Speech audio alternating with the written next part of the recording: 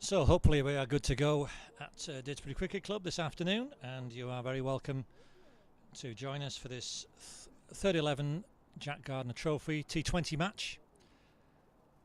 Big game today because for the two sides, Didsbury the hosts and visitors Heaton Mersey, just the other side of the A5145. It's a winner-take-all match. Both sides have won both their games so far in this group, so the winners today will go through to the quarterfinals. It's that simple.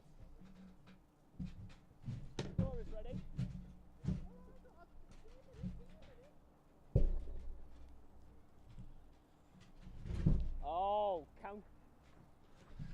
And news from the toss earlier is that Didsbury won the toss and are going to bat. And the challenge for me, James Emerson, the scorer, as ever, is to identify who's who for the Heaton Mersey team. Anyway, we're going to get underway. And immediately an appeal as Andrew Mashiter on strike plays and misses. Let's have a look.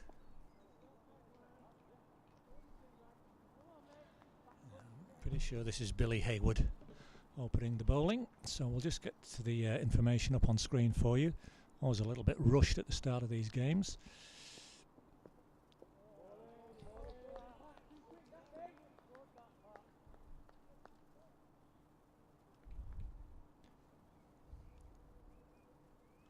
So there we go, 2 dots to start with. That should appear up on your screen now. Let's get my clock in play, and there we are. We started a little earlier than scheduled, but that's okay. Let's get on with it this afternoon.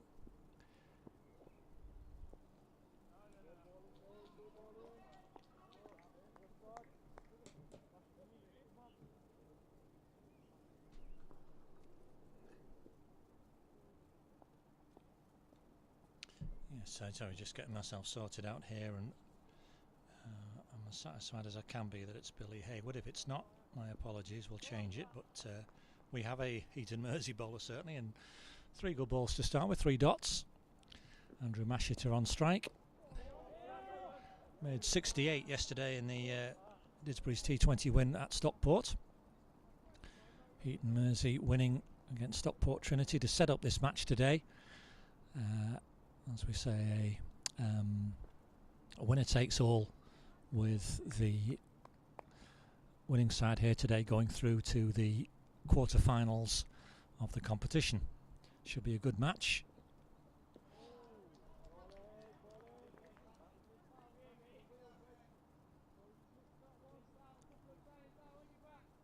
Oh, so there we are. That's me getting it wrong. It's Patrick Blair. My apologies, Patrick. I'll just sort that out on screen. There we are.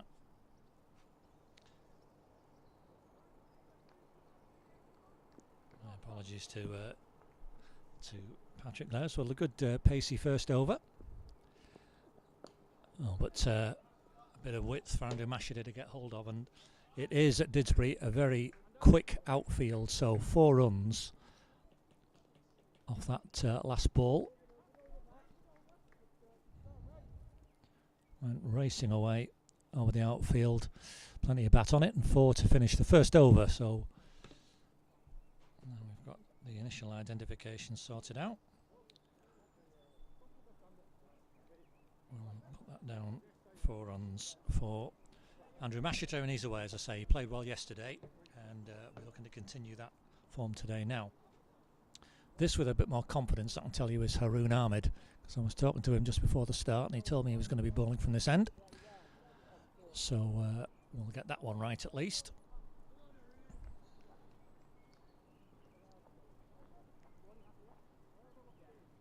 And I will try and work out who is fielding where as we go through the over. He's going to be bowling to left-handed Dan Ward. So a challenge for the bowler to be switching around. As he's come round the wicket, but it's a no ball straight away.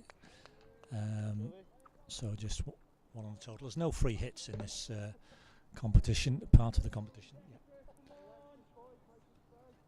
Oh, let's put that right. We'll put the right. Yeah, I already did it. Yeah. That's okay. So a no ball. We've got that right on the system now as well. So say coming around the wicket to the left-handed Dan Ward.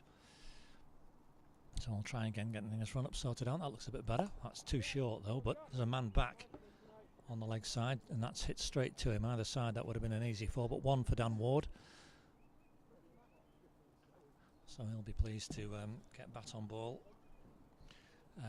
So as you're looking at your screen, we're at about 8 o'clock in the scorebox where we're commentating from, and this offside field for the right-handed batsman, so the offsided part of the ground, it's a very short hit. And we've got a man right back on the super boundary. I think that's Jack Critton.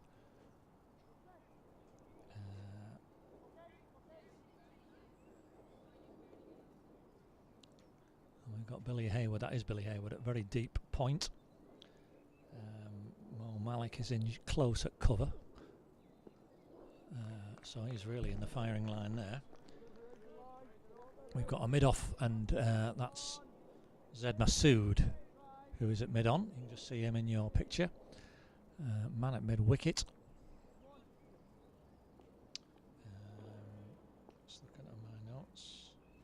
That's Ben Isaacs at mid-wicket.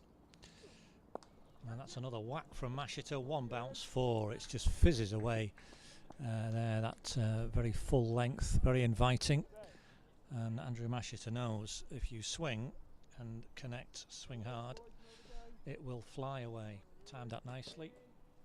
So, good innings he played yesterday for Didsbury at Stockport.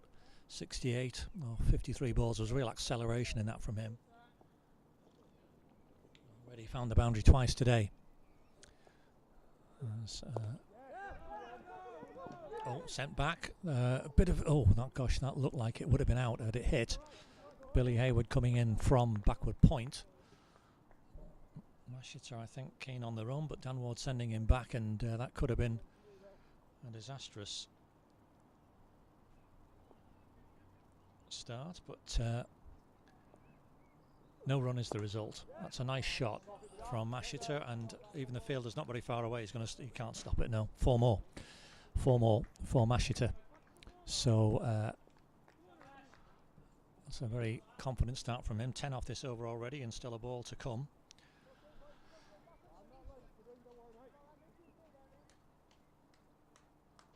And that was a nice cover drive, just wide of Mohsin Malik in at cover, and no chance of anybody cutting it off. It is so quick, this outfield. Nice forward defensive to finish the over. So a good recovery from the bowler Haroon Ahmed towards the end of that. Did's probably happy with that start. 14, as you can see, after 2 overs.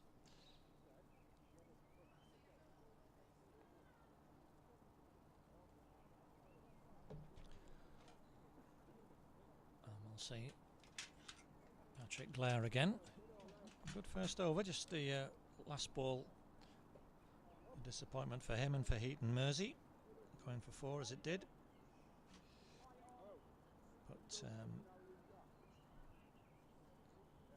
a decent start from him. So for Dan Ward, the left-hander, this short boundary is now on the left-hander's offside.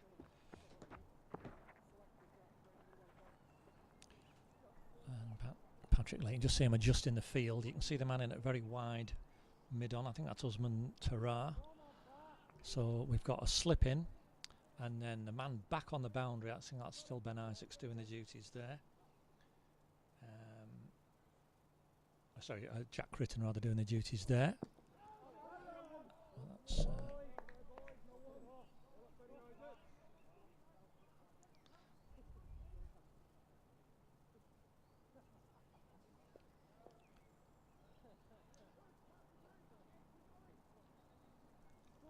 so yes, he's got a backward point, sort of 3/4 of the way back.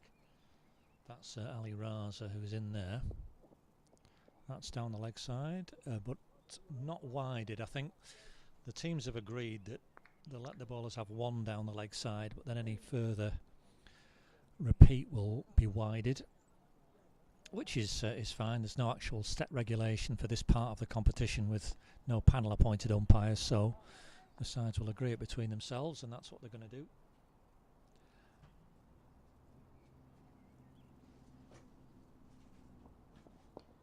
Oh, that's nicely clipped by Dan Ward, but straight to the fielder.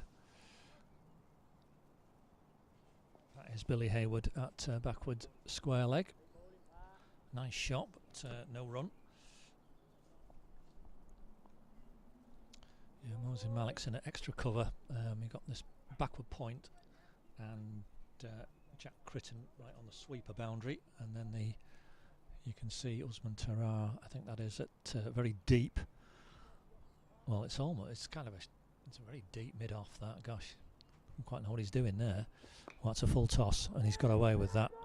That could have gone anywhere, but it was just a dot ball. Dan Ward missing out on that one. I'd be disappointed. He's just rehearsing the shot he should have played there, but didn't get hold of it at all. That went straight out to Ben Isaacs, who's at mid-wicket. A huge gap between him and Zed Masood at mid-on. And again, a good over from Patrick Blair, as in his first over, 5 dots to start with. He'll be looking just to finish this off.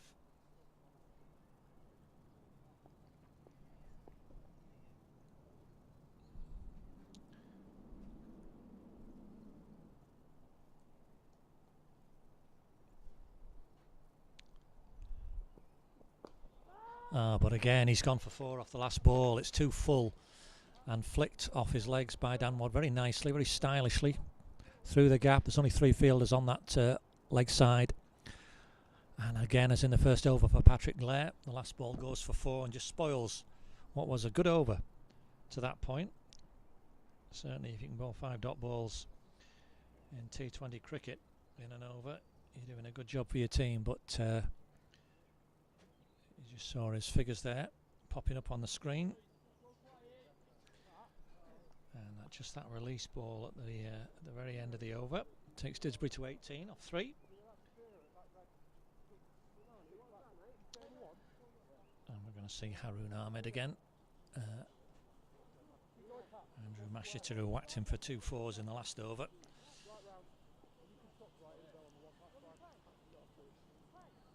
So has this short boundary, and there's 2 men back now on this offside boundary.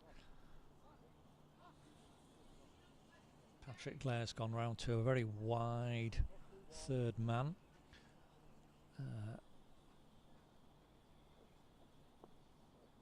Billy Hayward in at backward point, and Ben Isaacs is on the cover boundary, but that's going to bring Patrick Blair. You'll just see him in your picture there, coming from that very wide 3rd man, so a single.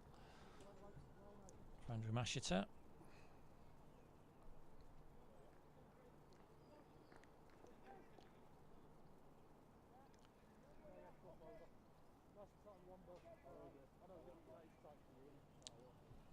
So another adjustment now for Haroon Ahmed, coming round the wicket to the left-hander. No balled last time when he did that, but I think it's all right there. Yeah, and a single. Dan Ward taking that. Usman Tarar just a bit untidy there at mid-on, but he cannot stop the single. He made no attempt to stop the single, just wanted to stop the ball and make sure there was no more than 1 run. And on this outfield, that's fair enough. I think you either need to be in saving 1 or back, because, as I say, it's so quick. Very difficult field to defend. Didsbury. That's straight to Billy Hayward at the backward point, down on his knees, scrambling stop. I think he's going to be busy there this afternoon. Billy Hayward. Yeah, just the 3 men on the leg side, and they're all in, saving 1. So anything short might get the treatment. Mashiter again happy to poke it down for a single to 3rd man.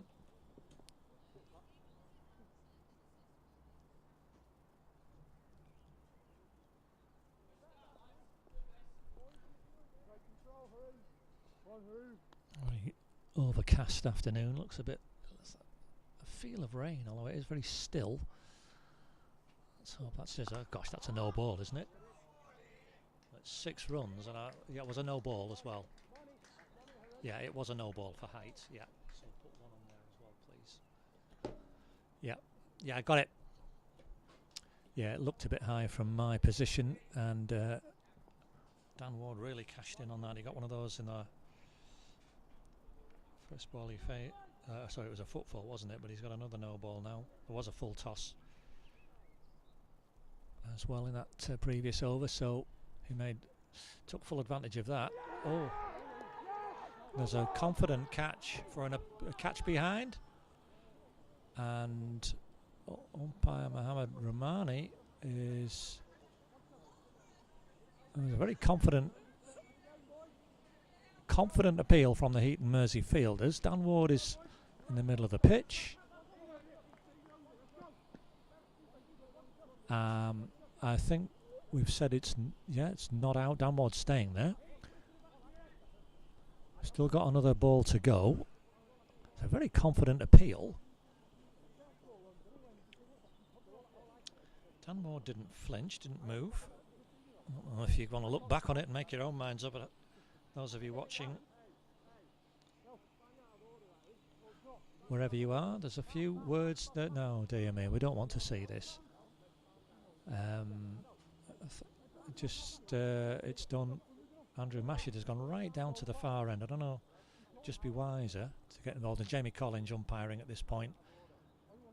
There seems to be some exception to something that's been said, so that's not what we want to see at all. I couldn't hear anything of what's actually gone on. I think some things have been said and just some time being taken here. It's always tricky when junior players are involved in senior cricket. Dan Ward, one of a number of juniors playing, and something's been said. Let's hope we can just carry on with the game. There's 1 ball left in this over, and Dan Ward is solidly forward, defends it, and that is the over. 4 overs gone, 28 for none.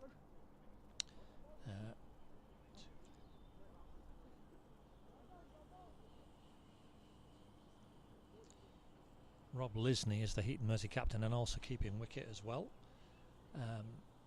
Now, as far as I could tell, at any event, he seemed to be just trying to get on with the game.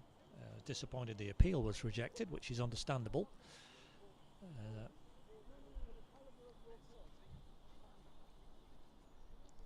But anyway, so for yourselves, hopefully it will settle down.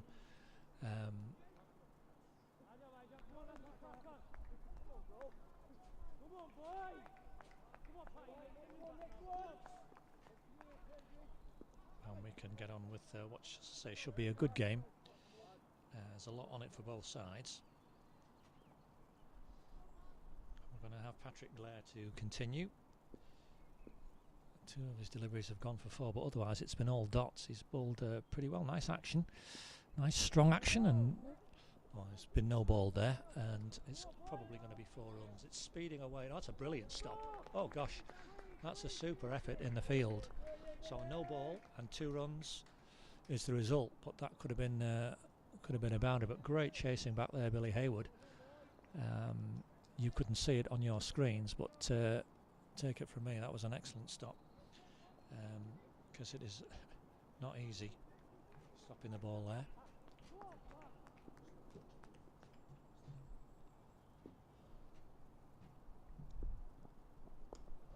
Mashita forward this time, defending. Brings Ben Isaacs in. Sorry, just sorting out some of that. Okay.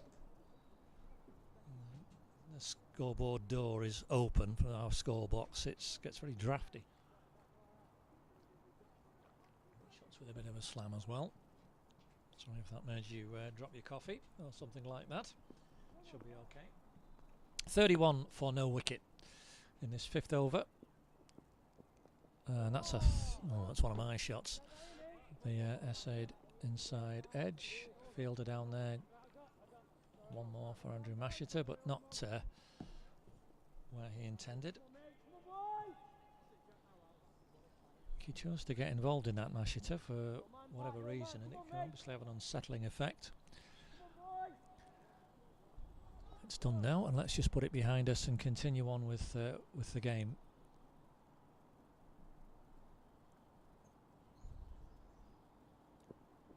That's short. Dan Ward, well, he only gets a single. That's Said Masood coming in to field.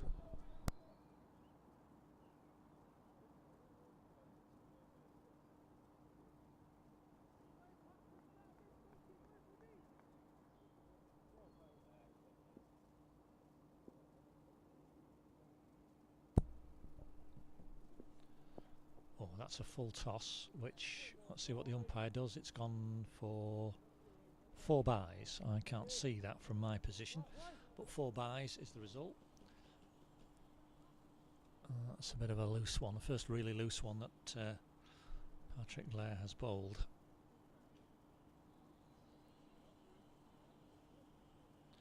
And Didsbury progressing nicely now, 37 for none in the 5th. Going almost 8 and over, and they'll be very pleased with that.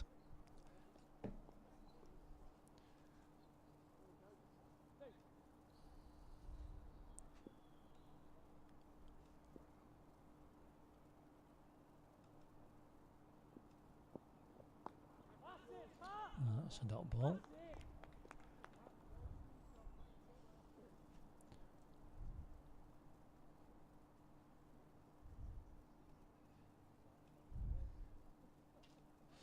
I'm just, apologies, just editing something within the scorecard that I need to do.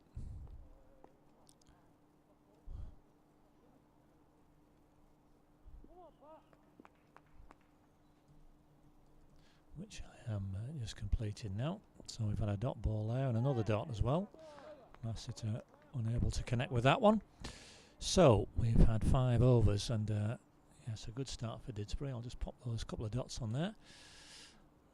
I was sorting my technical issues out, but that's done now. So yeah, 37 for no loss. Healthy enough Manhattan there for Didsbury, as you can see in these early stages.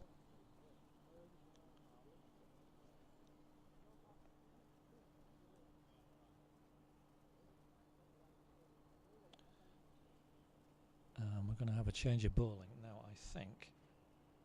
This is Ben Isaacs. He had short sleeves on early when I was talking to him, and I presume he hasn't got changed. It's chilly afternoon actually for short sleeves. But yeah, that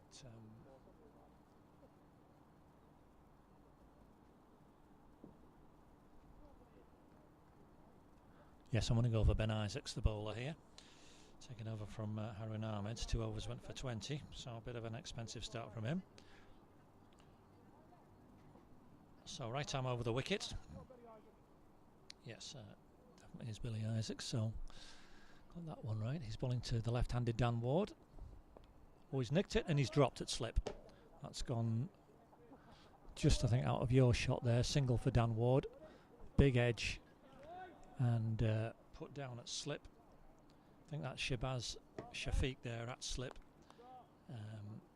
Couldn't hold on to it. And chance goes begging.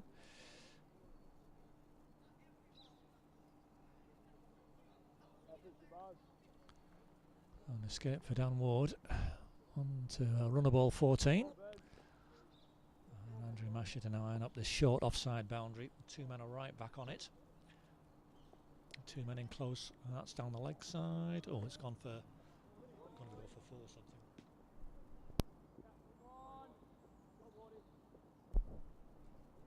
Yeah, 4 byes. Another lot of 4 byes.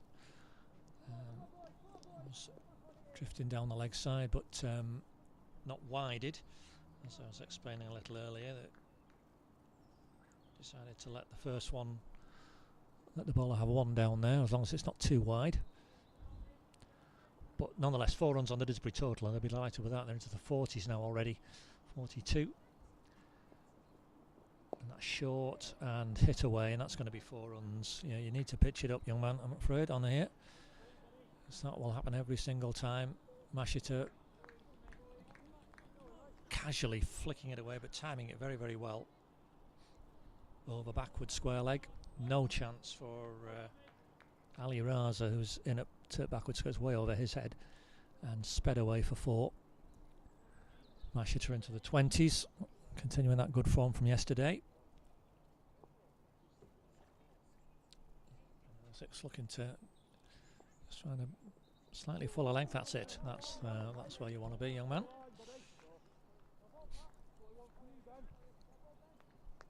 Dot ball the result. So yes, a 6-3 field for Ben Isaac, so anything short really is asking for it. 3 men in fairly close on the leg side. All this protection's on the off.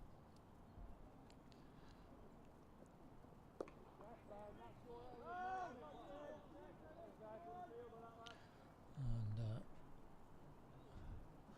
another dot, so I'll be pleased with that. Ben Isaacs just want to complete the over. It's just getting, well, it's quite gloomy overhead at the moment.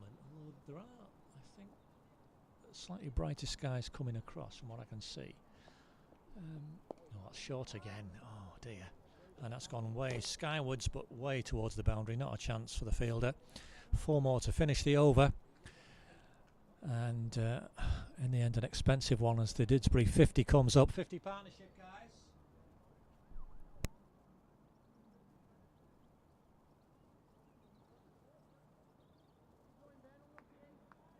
I was just reminding the Didsbury players, that's a great effort to get 50 on the board.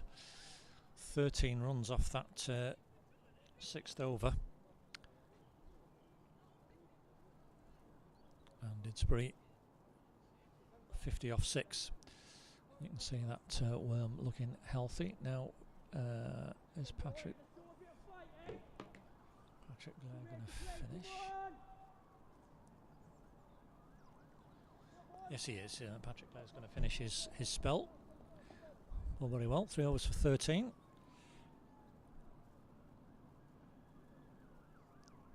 He's got a left-hander to bowl to.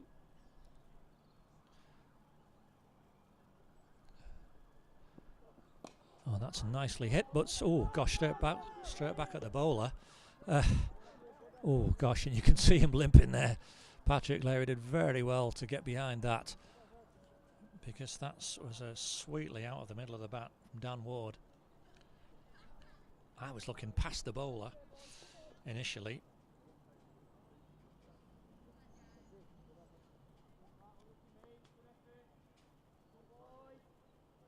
But he did very well to get behind that Patrick Lair. I suppose bowlers will say they're going to do that.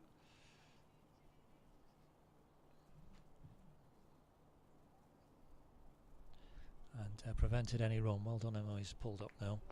Yeah, just needs to get his composure a bit if he's taking a whack, the young man. Yeah, you can just see him flexing his leg when he took that ball full on through as he was following through as well. Couldn't get out of the way. That'll be stinging.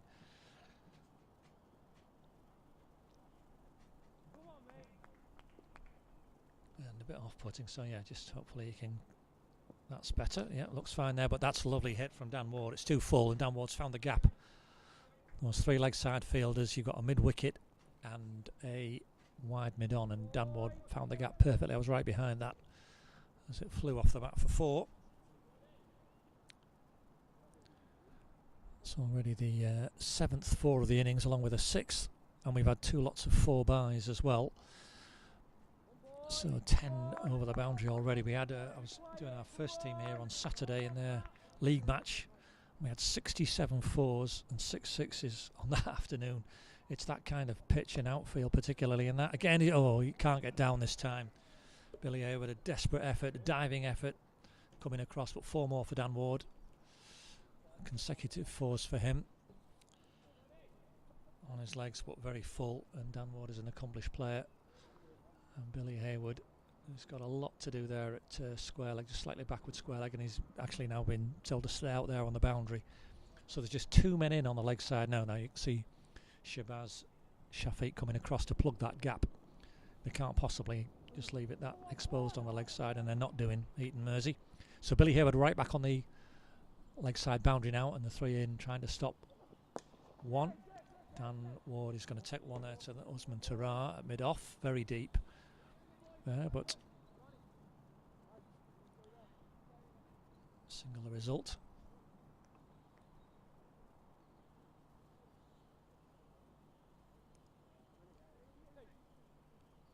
And I keep, can you see rain? It seems to be just spotting with rain a little bit. A bit of scurrying around. Oh, that's a no ball. Another high one.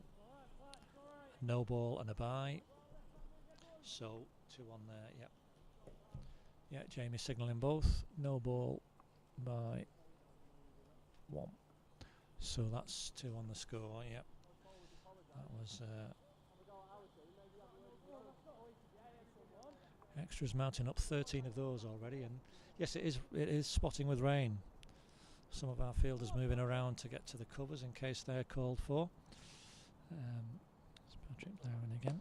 That's a lovely shot from Dan Ward, a classic off drive. A despairing dive there from Mohsin Malik at extra cover, but could not get anywhere near that. That was hit beautifully. Lovely extra cover drive from Dan Ward. That's 3 fours in this over for him. And that's 15 already off this over with a ball to come. And Dan Ward well into the 20s now, 27 off just 19 balls. It looks in good touch. And again, that's going to go down the ground again for 4 more. You can see that rolling away. 4 more for Dan Ward, finishing the over. An expensive one for Patrick Blair to finish with. It spoils a good spell from him. 19 off that last over of his. Terrific one for Didsbury though. 69 for none off 7 overs. 4 fours in that over for Dan Ward, who's batting beautifully. 31 now off just 20 balls. 5 fours on a 6 for him. You can see that partnership going at a very healthy rate.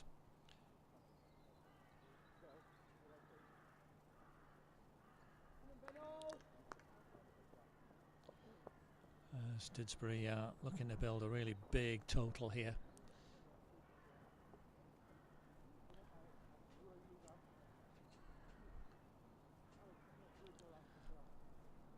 And Heaton Mersey have got some thinking to do here.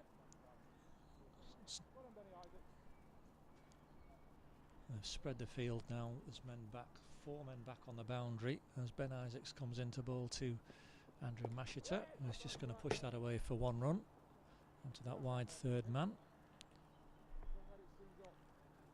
A single.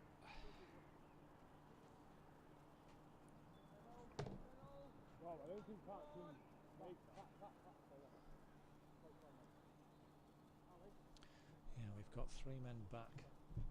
Jack Critton, Billy Haywood is there, and Patrick Blair all staying where they are for the left-hander. That's a nice, good full length from Ben Isaacs. That's the right place to be bowling. Dan Ward pushes through for a single. But anything short, with Dan Ward seeing the ball as he is clearly today, is going to disappear. So he's done the right thing in keeping that up. So yes, a man right back on what is now the leg side boundary for Andrew Mashita, the right-hander. Way back, but deep backward square leg. 3 and trying to save 1 on the leg side. Mashita looking to beat the mid-off, mid-on. 3 men back on the offside boundary. And just Mohsin Malik in. Well, that's definitely spotting with rain now. We hope it'll be nothing more than that. A few spots. The players will decide what they want to do in terms of play or not. But I think they'll be keen to keep going for as long as possible. But yes, it's spotting with rain. Unfortunately, Didsbury will be very keen to continue batting, and they've made a fantastic start. An appeal there from Ben Isaacs, looked like a long way forward under Mashita, but from the bowler's perspective and Heaton Mersey's, it's a good over, what they needed. Just 2 from it so far, 3 dot balls he's bowled. Finding a good length here, Ben Isaacs. After the carnage of the last over, just wants to finish this one off now. And he has done. That's well bowled. It's going to be one something. Just got a bit of bat on it. Yeah, glove on it actually, Andrew Mashiter. So a single for him. And just 3 off that over. Good retort from Ben Isaacs. So that's 72 now. Didsbury going at a really healthy rate. As the fielders just have a chat. Decide they're going to obviously need a new bowler, and this looks like it's going to be Zed Masood. Yes, it is going to be taking over from Patrick Blair at that far end, the Fletcher Moss end. You can just see him marking his runabout now. I was just chatting with him earlier, and I'm very pleased to see he's wearing nice bright yellow boots as well. This rain's just getting a little bit heavy for me. I think it is, but the players carrying on. They're not too troubled by it. All the spectators have disappeared inside. Gives you an indication of the fact that it's getting a bit too wet to be comfortable in. So Zed Masood, right arm over I'm assuming, bowling to Andrew Mashiter. Well, that's a full toss, which Mashiter could have possibly got a single there, but the field is very deep. Shabazz Shafiq back there, but decided not to take a run. So we've got what have we got? 3 back on the leg side boundary, 1 back on the offside boundary. That should go for 4. That's just a full toss, whacked over extra cover, and even the man on the boundary is not going to get to that one. That's 4 for Mashiter. Takes him into the 30s as well. Now. Poor ball from Zed Masood, just Mashiter could really pick his spot. Thankfully that rain's just eased off. It was just getting a little heavy, but now it's going a bit lighter again, which is good news for everyone. There's going to be one something, just an appeal, leg by, yep, as you can see, well signalled. 1 run, yep. And the first leg by, 14 extras already. This 9th over.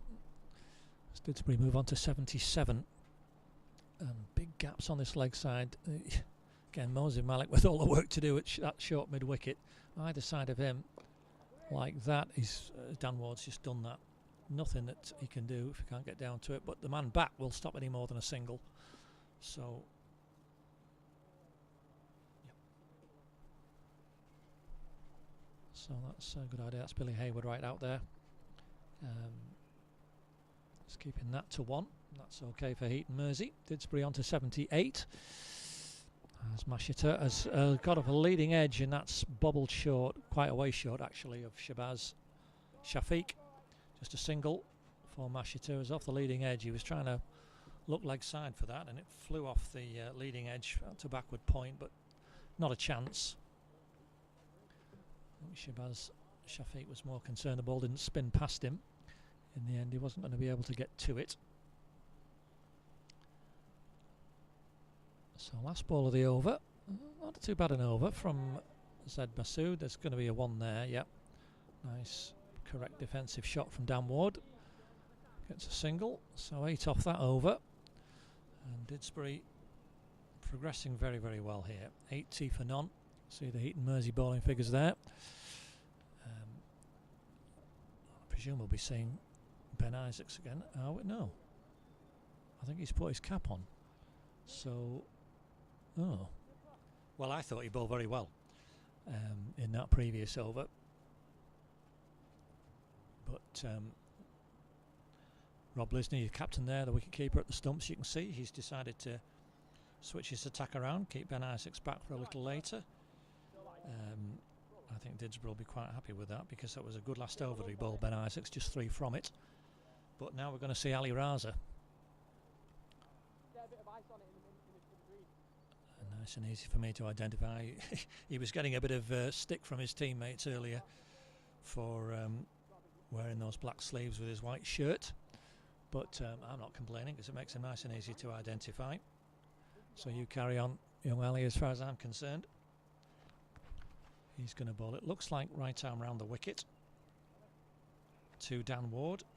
So it's the short leg side boundary, and we've got 3 men back on it. Malik is right in front of me at deep mid wicket, and he's going to be in action here straight away. That's he's done. Oh, he's bobbled through his hands, and it's gone for 4. Oh, that's disappointing.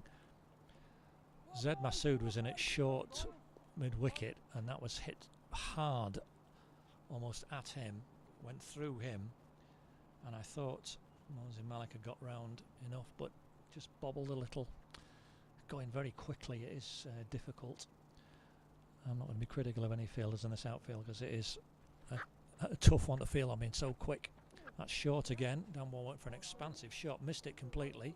It's going to be 1 something. There should be 2 there. Yes, there is 2 something. Let's just see what I get from the umpire. I get a bye signal, so 2 byes. Dan Ward was looking to put that somewhere into the car park, but missed completely.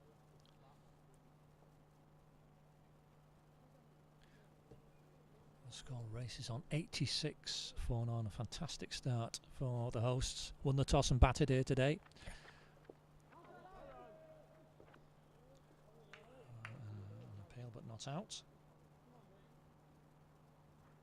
But a dot ball, importantly, for Heaton Mersey. They'll want all the dots they can.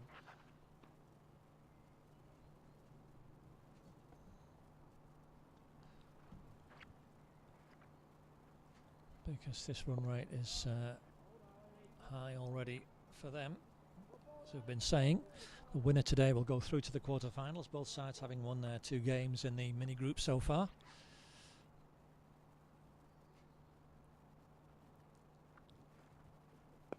Well, that's a lovely shot from Dan Ward, but Billy Hayward charging round there, and he's kept it to 1. That's an excellent piece of fielding again. A race round and 1 for Dan Ward in the end. You would have hoped he hit it so well he'll have got more than that, but that was terrific work. Billy Hayward charging round from mid-wicket, deep mid-wicket on the boundary, just to keep it to a single.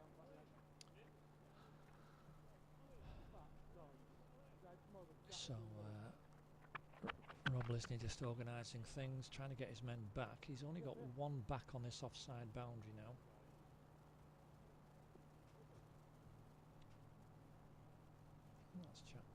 Who's back here, so he's just on boundary duty. That's gone in short, but well fielded. Patrick Blair just kept that to 1 for Mashita. So end of the 10th over, so we're halfway through, and Didsbury will be delighted with that. You can see that run rate nudging 10, but there's always been consistently high after that first over. 88 for no loss.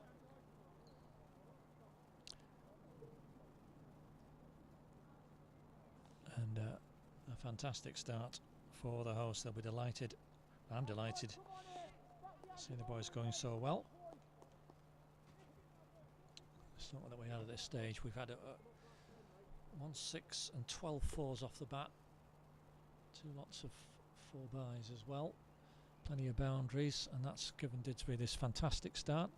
And Zed Masood comes in for the second half of the innings. I think that's going to be 4. Oh, no, it was Fielder desperately coming round in front, but again, the ball travelling so quickly. It's beaten his dive. 4 more. Ben Isaac's the bowler there.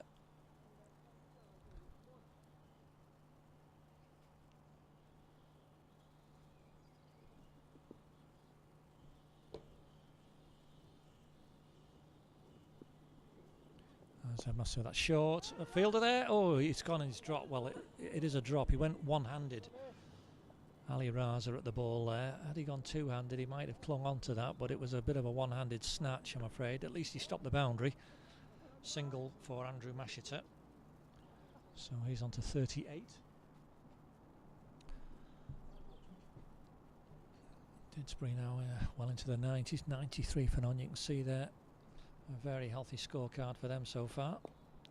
Dan Ward is going to take a single. That's well fielded by Ali Raza. He picked that up lovely and cleanly. Good backing up on the off leg side by Shabazz Shafiq.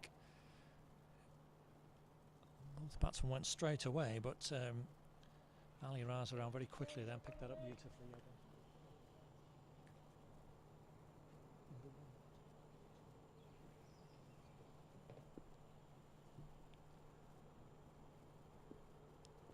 Well, that's short and looked like a bit of a gift, and that's been wided this time. So first wide of the game. So I was explaining a little earlier, the sides have agreed that not everything down the leg side will be wided. It will be a bit of discretion from the umpires. And thankfully that rain's completely stopped now, wherever that brief spots came from. That's a lofted shot, but he's done it. Oh, he's dropped it. Oh dear. Usman Tarar at mid-on.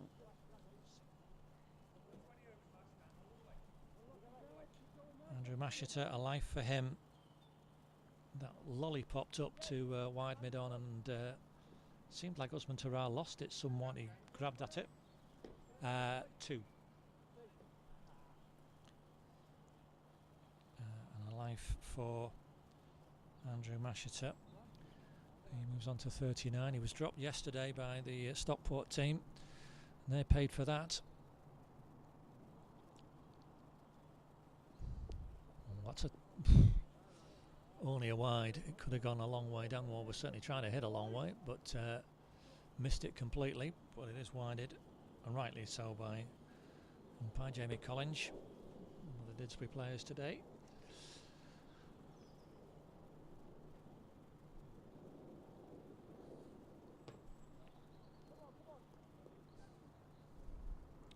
So still 2 balls remaining in this over. Dan Ward's got hold of that, but straight down the ground. It's only going to be a single though. Didn't actually get it as cleanly as I thought. Just 1 run for him.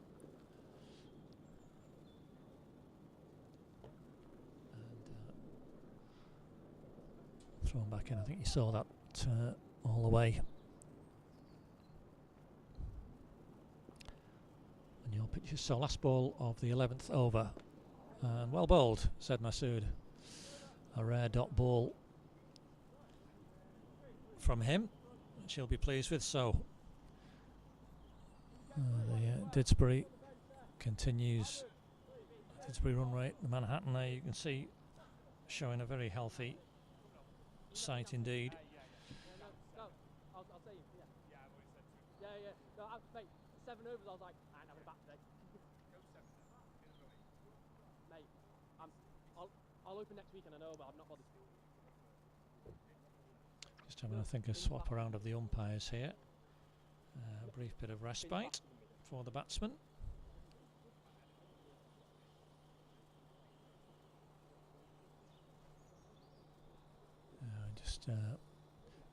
Fielders just having, I think, glad of a breather as well. Just a chance to reassess their tactics.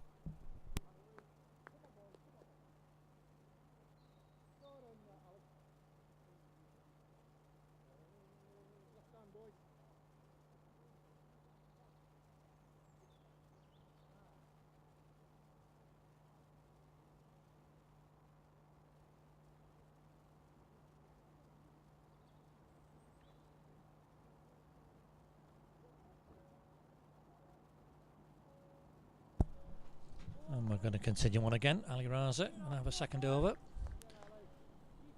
Dan Ward on strike. This tempting short leg side boundary for him. Fantastic opening partnership. There's 98 in this first 11 overs.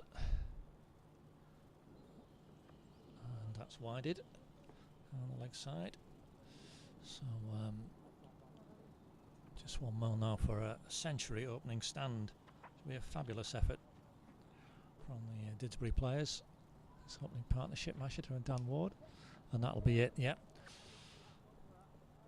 nicely played out.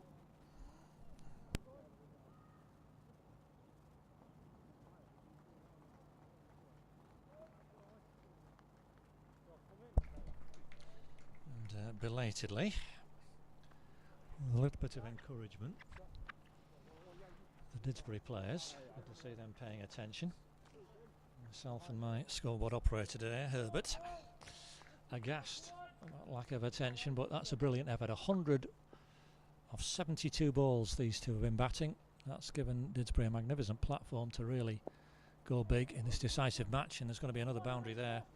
They're not going to get the... Billy Hayward is racing round. Oh gosh, he's got there as well. Well, what do I know? Fabulous effort from him. And he saved 2 runs there for his team, just 2 for Andrew Mashiter. I thought that was a straightforward ball. He's covered a huge amount of ground there, Billy Hayward. He's pretty much central, or towards, if you like, the non-striker's end where he's fielding. And he's... Oh gosh, that must be an 80-metre dash there he's done. That's a fantastic effort from the young man to cut that off. Really battling hard for his team.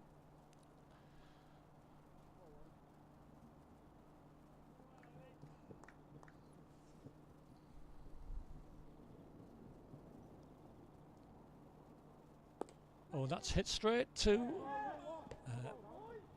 it's hit straight to... I beg your pardon, Mohsin Malik it was. I beg your pardon, Mohsin. I should have recognised you. Andrew Mashit is out.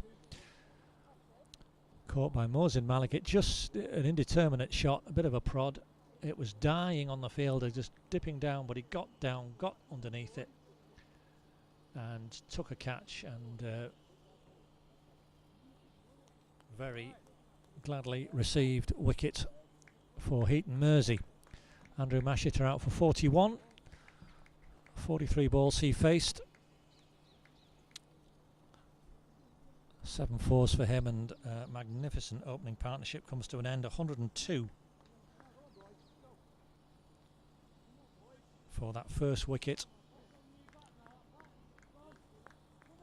And an encouragement for Heaton Mersey, much needed as well. For them, it brings Adam Slater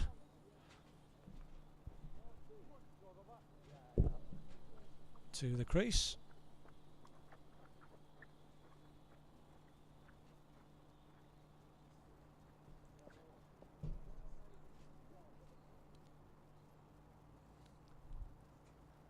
So Ali Raza into the new batsman. Just lets that go watchfully by Adam Slater.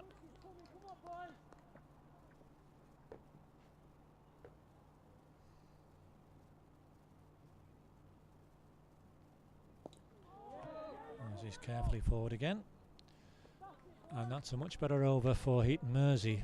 4 runs from it and the wicket, so that just is going to cause a bit of a reassessment in the Didsbury ranks. See that circle there representing a halt, a bit of a halt anyway, to the rapid scoring rate. Still well above 8, well 8.5 in fact. Still a very healthy position to be in, but a breakthrough for Heaton Mersey at last. So yeah, opening partnership 102, 76 balls in total. Andrew Mashiter hitting 7 fours. Dan Ward's hit 6 fours and a 6, and we've got a change of bowling at this far end. And I think this is Jack Critton. Yes. Looks like him. He's going to be bowling, and he's going to come around the wicket to Dan Ward, who's hit that out comfortably for a single. So straight away run for Dan Ward, who's hitting the ball nicely now.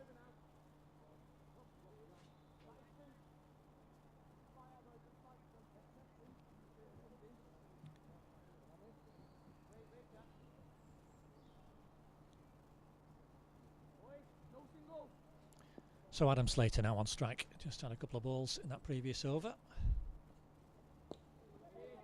Turns it in and smartly in, Mohsin Malik. You might have seen there a bit of a tumble and a dive and then another dive, but might have lost his footing slightly. I don't think that rain had too much impact on the pitch, on the ground. I don't think it made it particularly slippy. It was just a bit of a drizzly outbreak. Thankfully it has gone, and as I say, it seems to be getting a bit brighter overhead. So Adam Slater this time wanting to get away, and he's away with that one, smartly run, calling Dan Ward, who just looked at his partner and went straight away. That was the striker's call.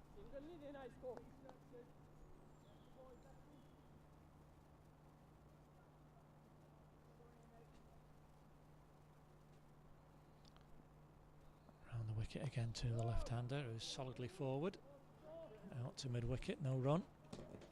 That's Haroon Ahmed doing the duties there, and just a bit of a reprieve for Heaton Mersey, bit of an opportunity for them. Just 2 off this over so far, and just 4 off the previous one with the real avalanche of runs that they were conceding. This will be welcome for them. That's gone down the leg side, but that's his first one, and down there, so he will be allowed that by the umpire. That's fair enough. Good take from Rob Lisney as well, actually, to get across and stop that.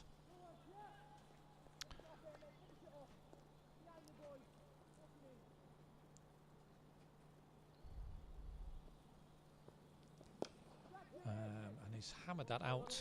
I just lost that slightly. It's only a single in the end. That was Usman Tarar getting behind it.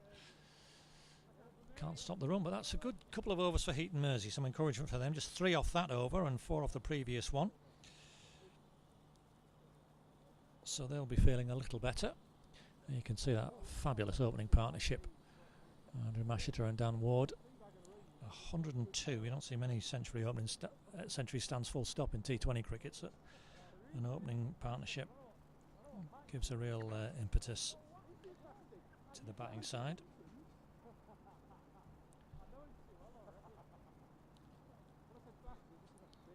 Ali Raza is going to continue.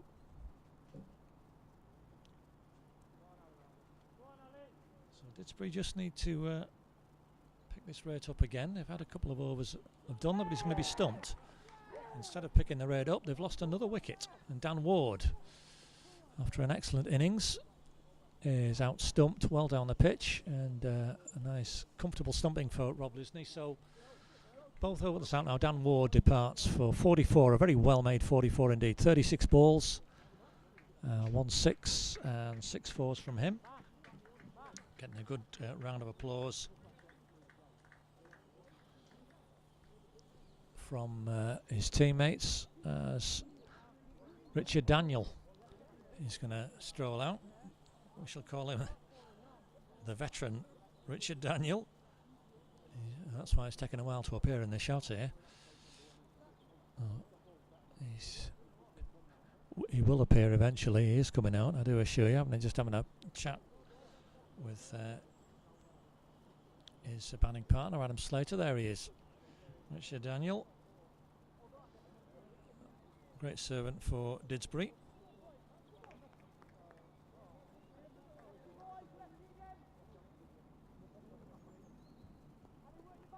So that second wicket falling with a score at 105.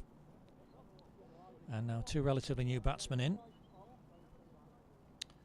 So an opportunity for Heaton Mersey to try and restrict this scoring. Richard Daniel will want to be busy from the off. As although he can claim veteran status, he's still very sprightly between the wickets. Good caller, and of course a left-hander, so still got that right-hand, left-hand combination. Heaton Mersey to cope with. Ali Raza coming around the wicket to him, and that's short. He's missed out there a bit, Richard Daniel. Looked like he could have hit it anywhere, but toe end of the bat, and no run the result. The run rate dips below 8. Oh gosh, that's a hit me ball. It's only 1 run. I was just sorry, I didn't know if there was a no ball shout there, but I don't think so. No, 1 run for Richard Daniel. Hit it straight to the fielder. That's Jack Critton down there. And a bit unlucky from Richard Daniel because either side, a yard either side, it was going to be a boundary, but straight to the fielder. So just moving around a little bit. 1 man coming in, 1 man going back for the right-hander. Nicely flighted. It's only going to be a single as well. And coming in from long on.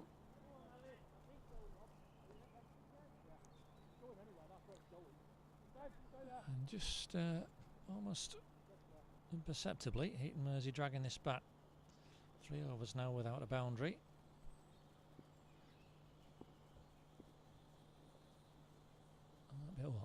That's another big full toss. Just a single again. I can't quite see from here about in terms of the height. But obviously the umpire's quite happy with that. So yeah, just 1 run the result.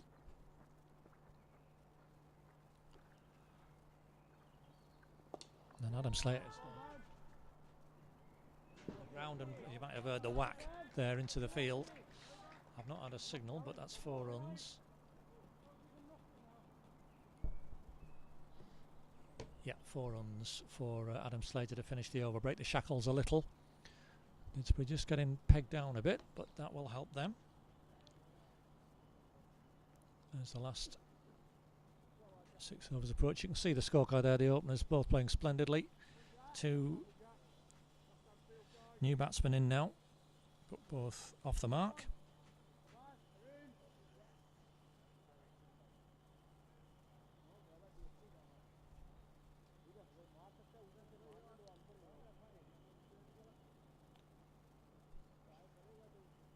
There's Jack Crichton after that excellent first over, which only went for 3. Even with that boundary, just 14 off the last 3 overs and 2 wickets. So Heaton Mersey coming back into the game. It's Jack Crichton in round the wicket to the left-hander. He's let that go. I might have been hoping for a wider knot, but no signal at all from the umpire.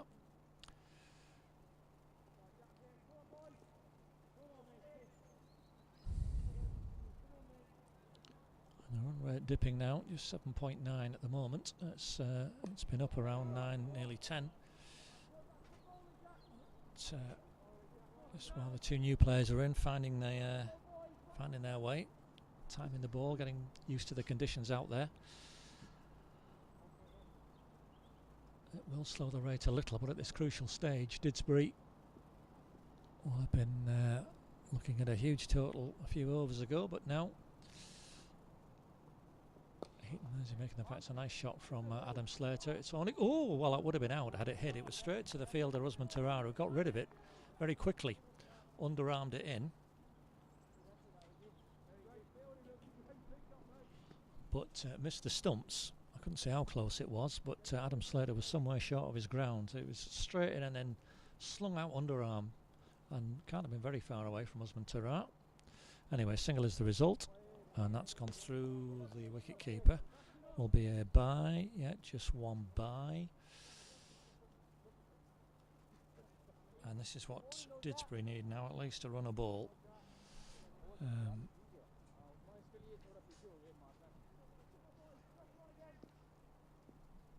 Really got to capitalise on that start.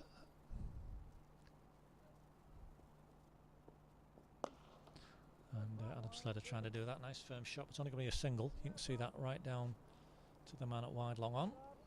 Hit it well enough, but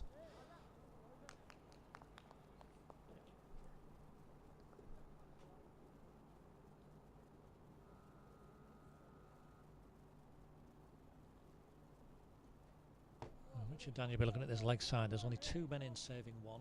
Oh, Zed Massid's sort of coming now. He's not going to stop one where he is. Very deep mid on. Well, that's nicked away nicely. The 3rd man and the boundary. 4 runs for him to end the over. 8 runs in total from it, and that's a bit more like it for Didsbury. Entering this last 5 overs now, 120 for 2. You can see the Heaton Mersey bowler figures there. That 4 off Jack Crichton, just slightly spoiling his figures, but still 2 overs for 10 at this stage is an excellent effort. That's very good from him. A nice boundary glided away by Richard Daniel.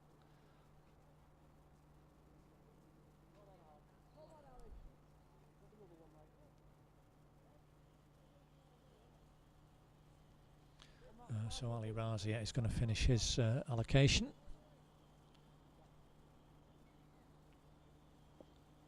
So 2 for 17 so far. He's bowled very well. Very tidy from 3 overs. Oh, and that's past the bat. Nicely bowled.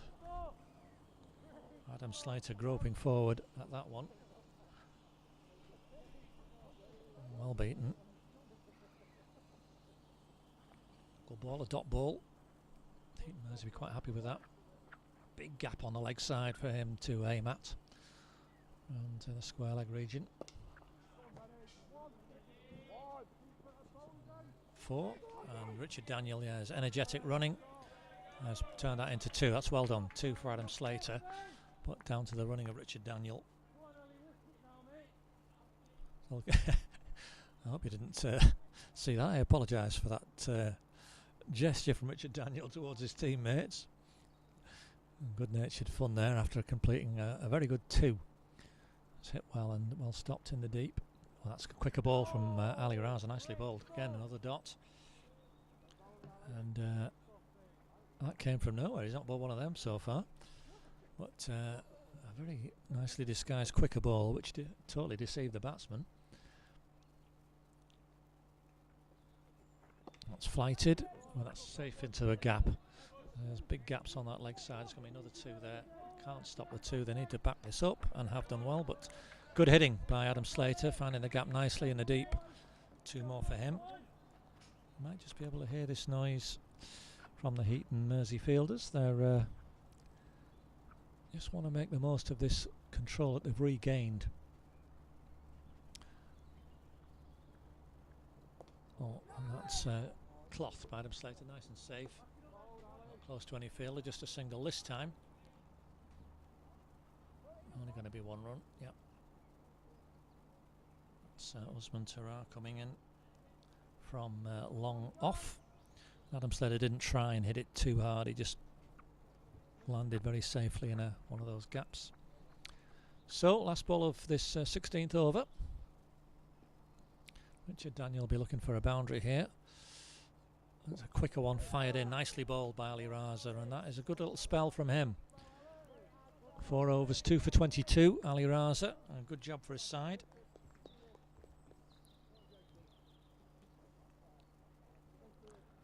And you can see that run rate has tailed right off from that peak of almost 10. It's still below 8 now. And Didsbury will want to get it more towards the 8.5, 9s. And that'll take some doing this last 4 over. 8 and over will give them 157 from here.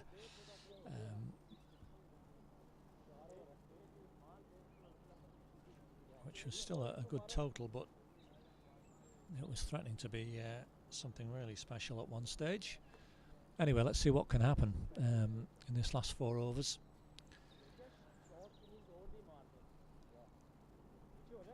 The last 5 overs have yielded 27 runs and 2 wickets, so a good comeback from Heaton Mersey. But Didsbury have got lots of wickets in hand and need to make that count. When you get shots like this, he's edged it. It's going to be 2, might even be 3 if Richard Daniel's in the mood for it. No, as you can hear, a loud call, but still 2. Not where he intended it, Adam Slater, but I'll take the 2 runs quite happily. All the men. There's a 3rd man and a backward point. And backward square leg, so those are the fielders behind the bat. Everybody else in front, either on the boundary. You can see there's nobody in close on the leg side. So easy runs through there. That's a nice shot, but straight out to Billy Hayward. I think they're not going to take a chance his arm. No, and that is again another good piece of fielding, just a single.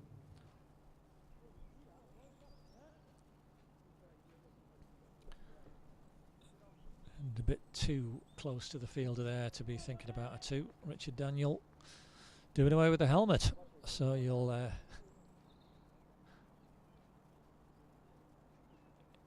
see he's decided it's too hot, all this running with a helmet on as well.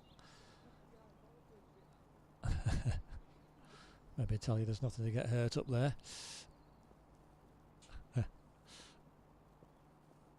Oh, having got rid of his helmet, he's clean bowled. trying to find that shorter boundary, misses it. So Richard Daniel out for 7. Reward for bowling full and straight for Jack Critton. So that third Didsbury wicket, 128 the score.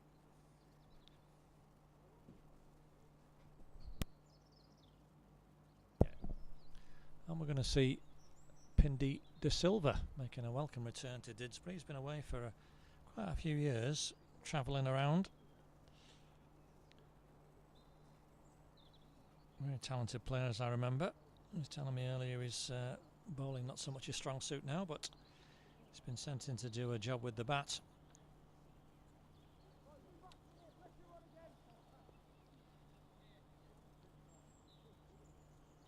And he has got a job to do as well, because Didsbury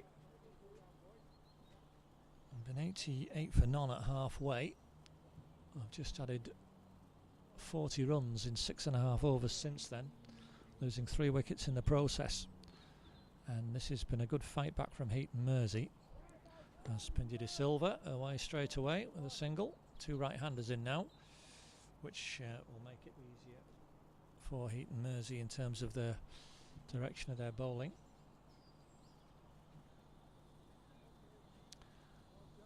They've been having to switch over and round the wicket, the bowlers.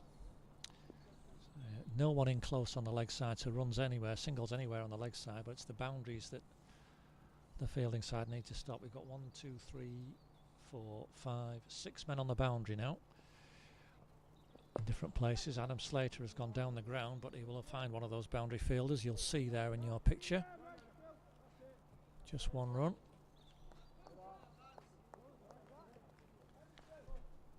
One. The umpire's just checking there is 1 left on this 17th over.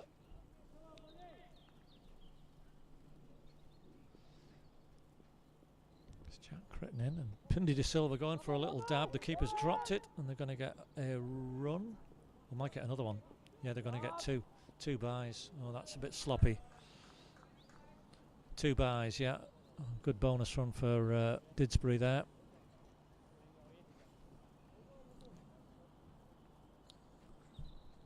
You can just see that Manhattan from the heights of those early overs. It's really been pegged back, so we've got an intriguing little contest developing here. 17 overs gone, 132 for 3. The Didsbury score. We need a new bowler from this end because Ali Raza's had his 4, and I think we're going to see Mohsin Malik. I wonder why I'm not seeing Ben Isaacs. He bowled very well earlier, and it's a difficult time for a new bowler to come on, but Mohsin Malik has clearly put his hand up, said that's okay, Skip, I'll have a go. So every credit to him, having a go, being prepared to bowl at this stage. 3 overs left, and Didsbury will want runs everywhere. Must get past this 150, they'll want to get up past 160. But that's a long way away. They need to find the boundary a few times as Mohsin Malik is in. Adam Slater takes a single.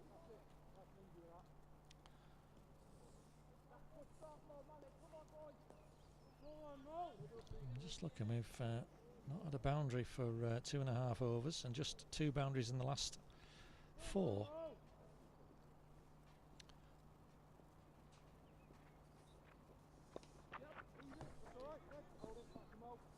It'll be a little bit cat and mouse as well. Just looking on the left side, there's a long on, deep square leg. The man in at mid wicket, so anything over his head is a big chase, but it's the offside, it's well protected, understandably. That's the shorter boundary.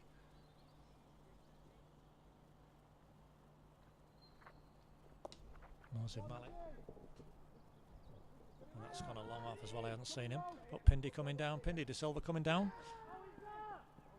Says not out, the umpire, and 2 runs completed. Adam Slater, good running from Pindy De Silva to get in there. 2 runs the result. Yeah, so just went so long off, long on. Deep square leg. We've got deep extra cover on the boundary, a sweeper on the boundary, backward point. And then coming in now to try and save one if they can. Slater going down to long, and you'll see him just jogging through because that's only going to be 1. And Heaton Mersey won't mind this. They've got to protect these boundaries, and they have. On the one. Dried up somewhat. On the one. Didsbury have only hit 3 boundaries in 7.4 overs since we've passed halfway. That would have gone had it hit. Oh, and that would have been out had it hit. 1 run in the end for Pindy De Silva. Straight to the fielder.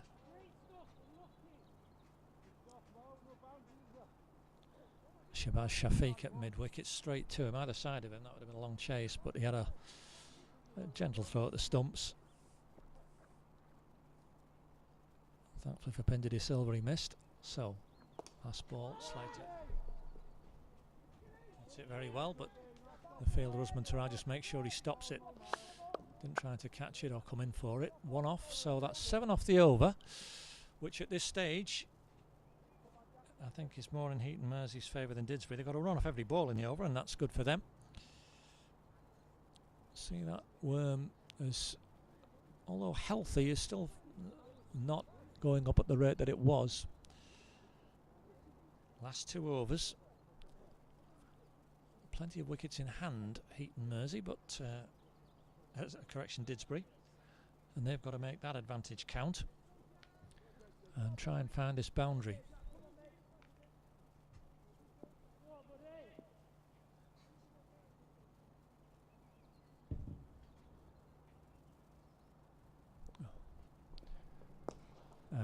Pindy De Silva hammers that nicely. Well stopped on the boundary. It's going to be 2 though. Well fielded, but a nice sweet hit from Pindy De Silva.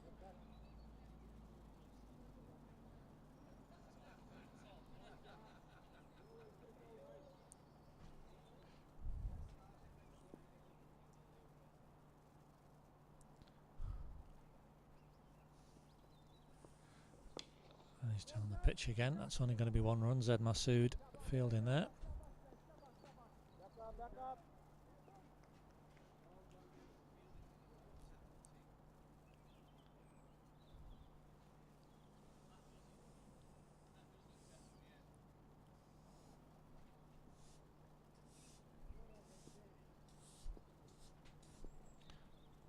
Jack Crichton in again.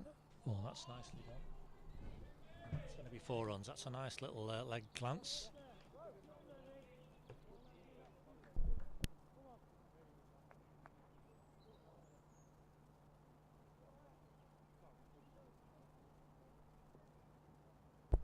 Just sorting that out. 4 runs. Pindy De Silva there. Nice little scoop.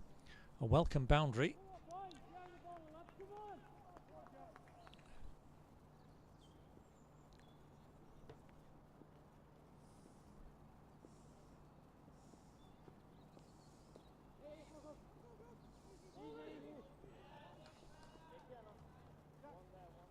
One run.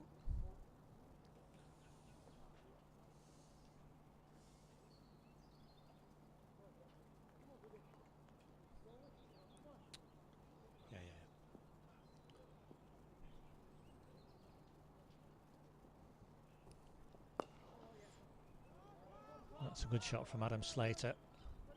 Going for 2 again. Yep. Oh, that would have been, had it a direct hit, but no, 2 more for Adam Slater.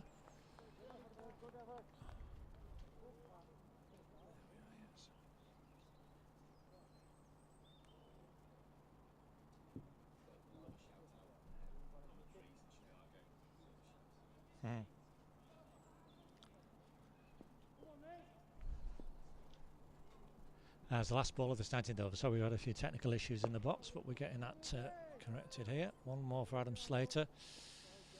So that's the 19th over and the 150 up for Didsbury.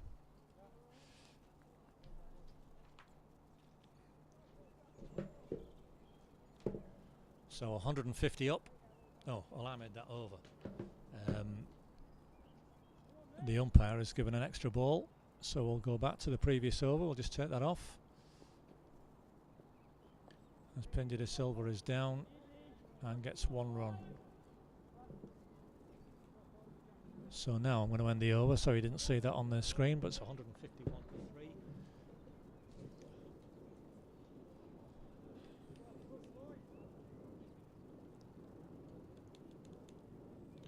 Just going to correct a couple of things in here. I had a few technical issues this afternoon, unfortunately. So there we go, 151 for 3. The last over upon us. Mohsin Malik is going to bowl it.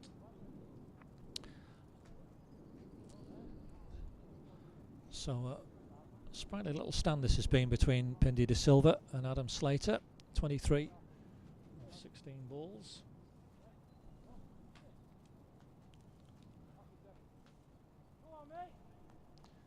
As the last over is going to be bowled, and let's see what the Disbury batsman gets. In the edge, that's over the batsman's head and has gone for 4. The fielder was right out there, and the bowler was screaming to catch it. It was Ali Raza down there, but misjudged it. It bounced over his head, over the boundary. Not on the full, thankfully, but that's 4 off the first ball and a great boost for Didsbury. Just the 5th 4 they've hit in this second phase of the innings after the first 10 overs. But that's an encouraging sight for the home side. The ball going over the boundary. Oh, and the batsman backing away, so we'll do that again.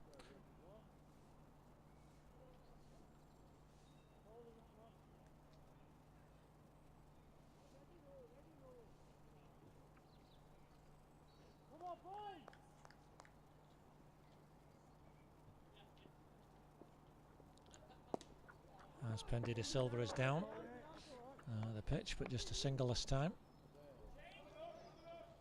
Calling for an overthrow, but smart work in the field there. And the Heaton Mersey team just cutting that possibility off.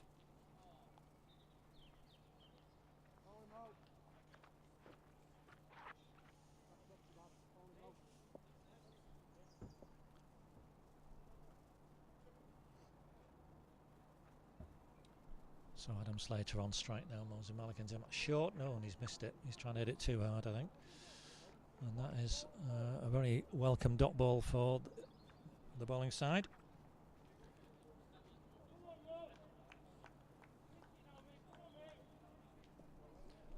Three balls left, and if Didsbury can get past his 160 to make it at least 8 and over, that'll be a challenging target. Looked like it was going to be more at one stage, but Heaton Mersey have pegged this back well.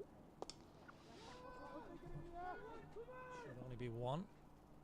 They're going to run for 2, yeah, and that's a poor throw in, and good throwing from Pindy de Silva. It was straight to the fielder, but 2 runs for Adam Slater.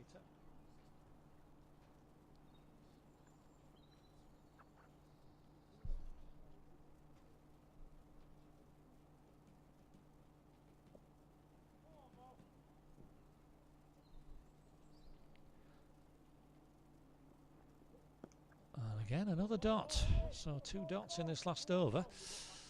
And just 7 runs have come from it so far. 5-8 for 3. Last ball coming up.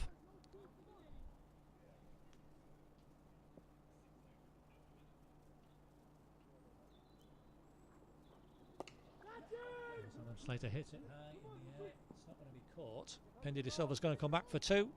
Can't pick it up. And it's going to be 2 runs for Adam Slater to finish innings, and Didsbury finish exactly 160 for 3 in their 20 overs. You can see a good looking scorecard for Didsbury, but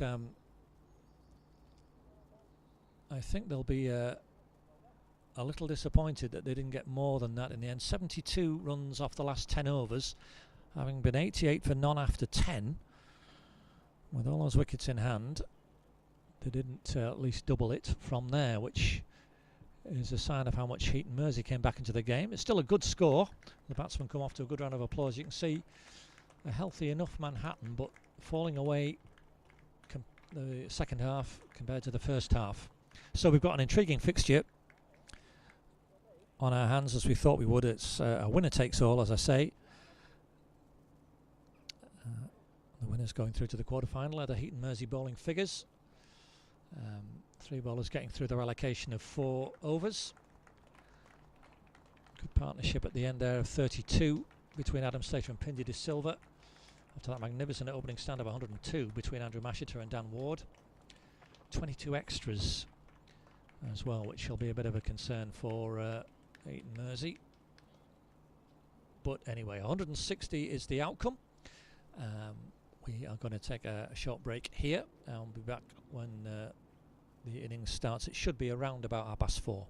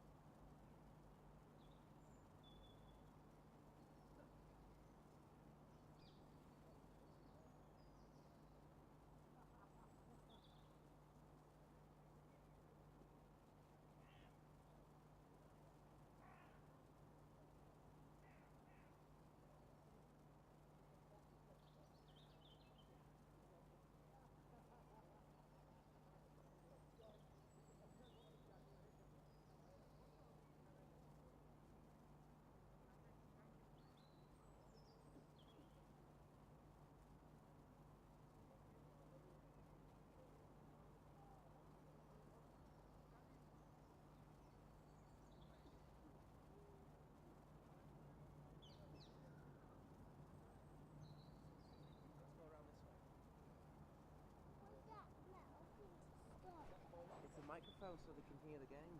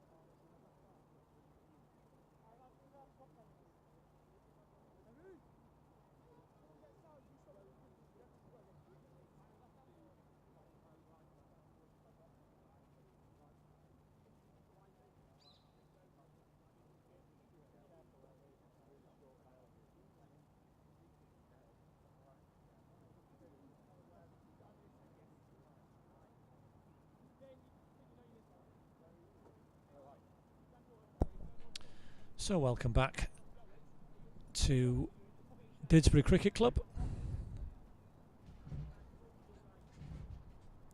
We're just sorting out display here as Heaton Mersey, Rob Lisney the captain, going to take strike, and Billy Hayward the non-striker.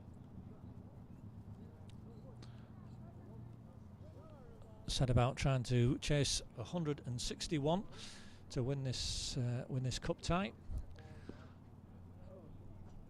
It's very much an innings of 2 halves to Didsbury. 88 for all and a flying start for them. Magnificent start. 102 opening partnership, but then 72 for 3 off the last 10, which from where they were was not. They'll have been looking for more than that. But anyway, 160 is the result, and now they've got to defend it to get through to the quarterfinals. There's a packed offside field. It's just 7-2 field. We've got square leg and a mid on the onside for Mohammad Rahmani, but everybody else on the offside. Just checking. We've got somebody behind the sight screens at the bowler's arm. We're just waiting to get that sorted out. I think we're ready to go. So yeah, that's going to be Mohammad Rahmani to bowl to Captain Rob Lisney.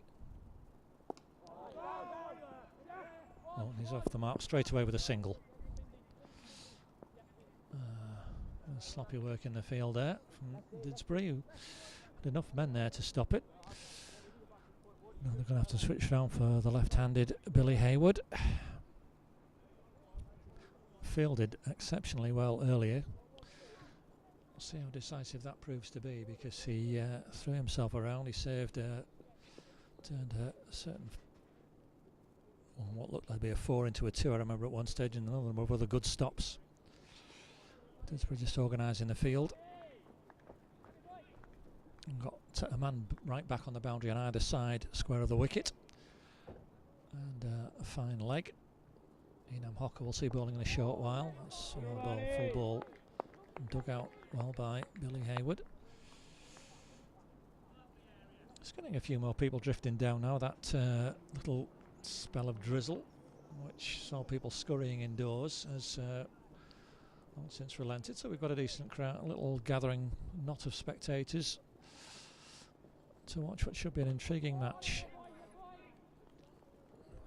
Heaton Mersey very close, probably actually the closest club to Didsbury, arguably, between that and Cheadle. So only a short distance for people to travel with supporters of Mersey. There's a few of them around. The bar's open, which is good. Oh, that's a bit more of an ambitious shot from Billy Hayward. He's going to try and get some bat on that and put that away behind square.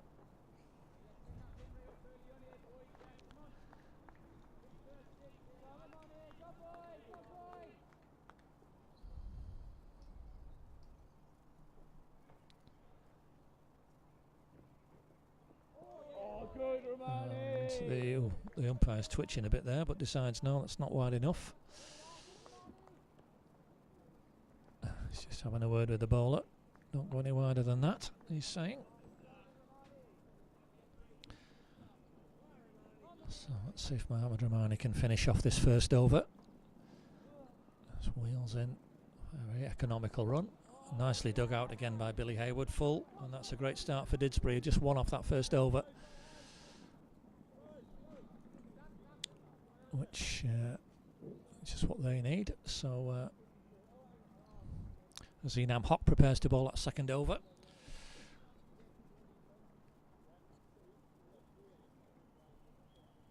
Just a nice quiet first over.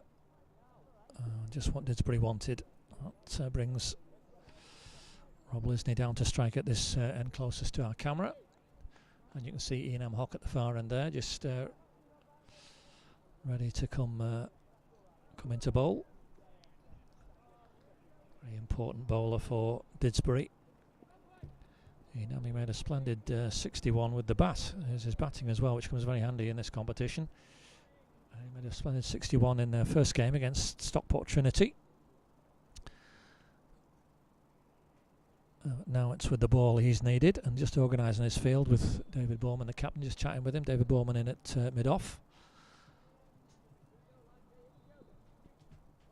So we've got a fine leg and a cover sweeper, but everyone else is up. As Hock comes in to the captain, Rob Lisney. That's Adam Slater there at backward point. Bit of a exasperated shout from the captain at himself there, Rob Lisney, not finding the gap between backward point and cover.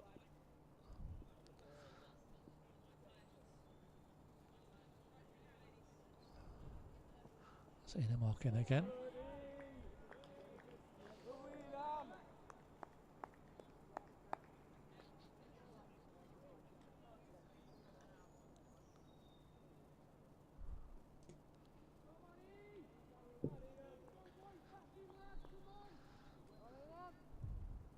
Just a quiet start here, but Didsbury will be happy with that. They'll want to not want Heaton Mersey to get any momentum at all in the chase of this challenging target. It's not insurmountable though. Didsbury should really have been around the 190 mark, possibly nearer 200 with the start they had, but they were pegged back. but still 160 does represent a challenge. Oh, Sir Rob Lisney gets a little bottom edge on that. And shaking his head again, disgust with himself. You can just see him.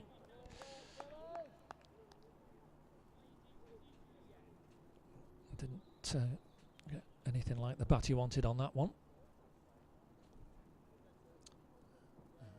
It's a slight pause for some reason. Checking. It's the umpire just checking something with Captain David Bowman.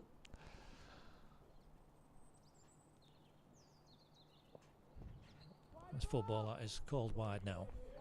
And we're over here, Mr. Umpire. There we are. So wide is called. He was signaled somewhere else for a short while, but we've got that. Just checking with his partner. There should be 2 balls left in this over, gentlemen.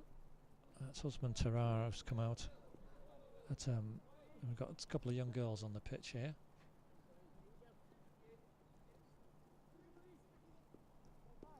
They're off the pitch now, that's fine. So, Enam Hockin again. Rob Lisney trying to nudge this away, but again, getting as much bat on as he wanted. Jamie Collins coming round to field that smartly. And this is just the start Didsbury will have wanted, a very quiet one. Just one off the bat so far. One wide, that's the lot. No, he's got that. That's way better though, I think that's going to be 4. I think there's too much width on that. And a nice little glance away for Rob Lisney to get him out that first boundary of the innings. And that's the shot he was looking to play earlier in the over. Clearly favours it and got that away nicely. There's no third man, so there you can see he's moved on to 5. And we're not sure about that actual order of that batting lineup, but they're the players for Heaton Mersey. Mohsin Malik is due in next. But Didsbury will be hoping to get him out there pretty soon, and obviously Heaton Mersey want him to stay in the dressing room if this pair can build a partnership. So Billy Hayward on strike again, dug out some York as well in the last over. Oh, he's gone for the drive there, but whizzing past the edge. There's 3 in close on the offside. Just see Richard Daniel coming into shot now. He's mid-off. There's a cover and a backward point, and then a man on the boundary. Pindy, that's Pindy, isn't it? Right out there on the cover boundary. Oh, that's edge. That's going to be 4 runs. That's gone between very quickly between keeper and slip. 4 runs to get Billy Hayward away. Not quite where I'll have wanted it, but 4 nonetheless he will take very gratefully. Come here, Romani. Raced away across the outfield. You might have seen some of that.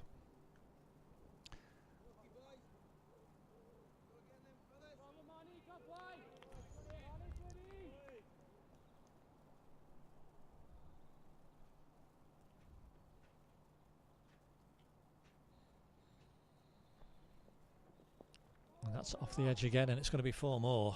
Shot past the left hand of Jamie Collins this time. So 4 more for Billy Hayward. I'm going to say a little more convincing than the first one.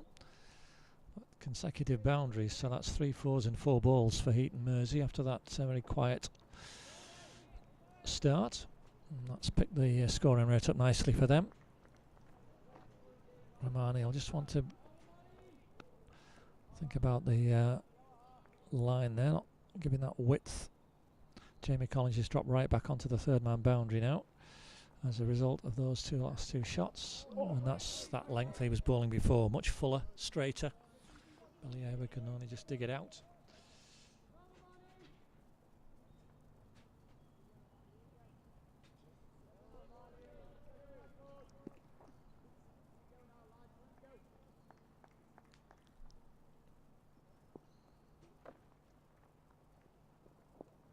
And he's nicked that away, but that will only now be a single as Jamie Collins is right down there, and probably a wiser move from Didsbury just to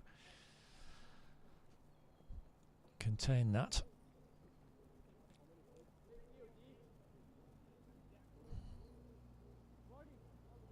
Jamie Collins staying down at fine leg now for the right-hander as the fielders move across to this offside. So all the cover on this offside, just two men on the leg side.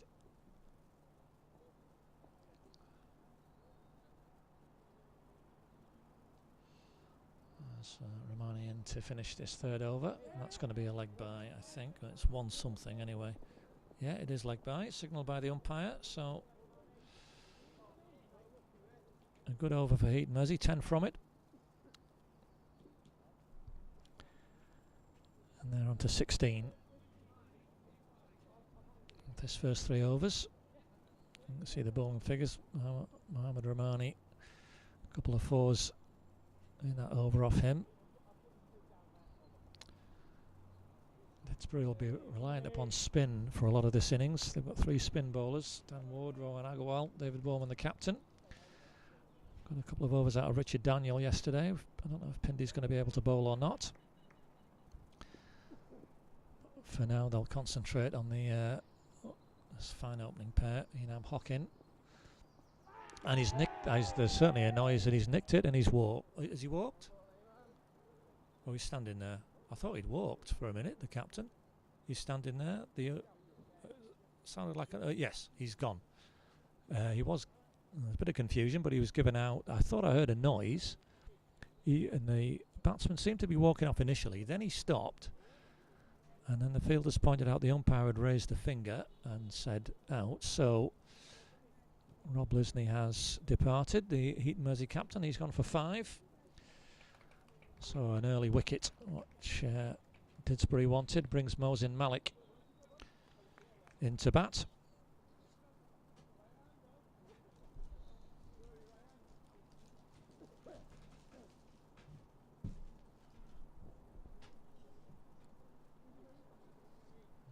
Under bowled came on towards the end of the Didsbury innings to bowl a couple of overs and did very well, just 16 off those 2, which at that stage of the innings was an excellent effort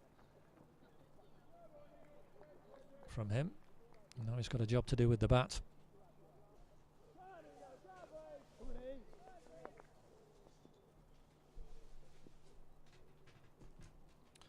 And he's going to face Enam Hock. Oh, there's a huge shout, but not out, and they're going to run. Mohsin Malik just stood still. We've not had a signal from the umpire, so I am going to have to assume that is a run. It's 1-something. So, well, Mohsin, you've got a run there, young man.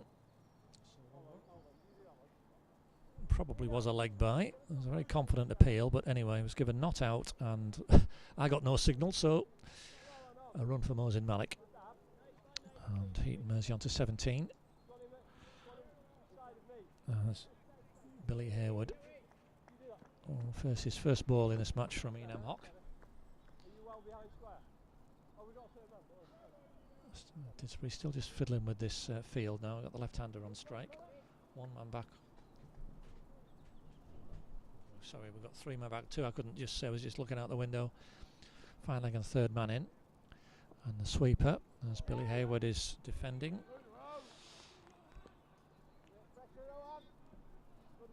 Didsbury will want to put these dot balls together. As we were saying, it's a difficult ground to defend on. Didsbury managed 17 4s and a 6, which is not a bad effort, but when considering they had 12 4s in the first 10 overs, there was 2 lots of 4 byes as well, which went to the count, towards that count. But they wanted a few more than that, given the speed of the outfield and the flatness of it, the surface of it. It's a nice shot from Billy Hayward. He's going to get 1. Adam Slater smartly round at backward square leg. Powerful throw in. Finlow can't quite gather it neatly. 1 run is the result.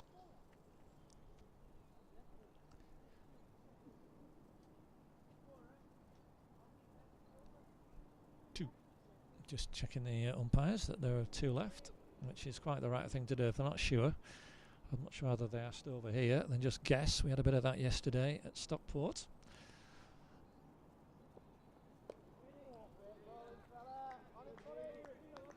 there's no need for the umpires to guess. They can just ask if they're not sure, if they lose the count. They're only the players, of course, they're not regular umpires, so it does happen a lot. And it is the most sensible thing to do. You don't want to deprive your side. That's happened yesterday a couple of times with some 5-ball overs. Anyway, last ball of this over has been a good one from Enam Hock, and it's only going to be 2 runs and a wicket from it, as Mosin Malik can only defend that ball. So that's a better over for Didsbury. A wicket, just 2 runs, and you can see on the run rate comparison the job ahead of Heaton Mersey, and they've just dipped away. Not very much to hit, I have to say. It's not as though they've been missing out on lots of scoring opportunities, but a good tight start from Didsbury,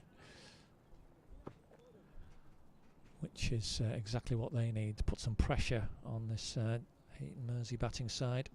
Rate already climbing up towards 9 and over, needed.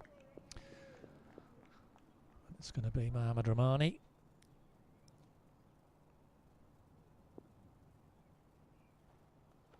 The ball is third over to Billy Hayward. Has he given him out? Yes, he has. It's a very, very reserved signal. Billy Hayward's been given out LBW. It's a very, well, barely visible signal from the umpire, but he clearly raised his hand, raised his finger rather, and right in front of his chest, so we couldn't really see. And that is the end of Billy Hayward. LBW to Rahmani for 10. A couple of 4s in that previous over, but his innings over now, and the second very welcome wicket for Didsbury, and reward for Rahmani, getting it straight and full as Ben Isaacs comes to the crease. And he bowled 2 overs, very good overs for just 12 runs in the Didsbury innings, Billy Isaacs, and then we didn't see him again. Correction, Ben Isaacs, beg your pardon. Didn't see him again after those 2 overs, which was a bit of a puzzle to me, but anyway, he's got a job to do with the bat now.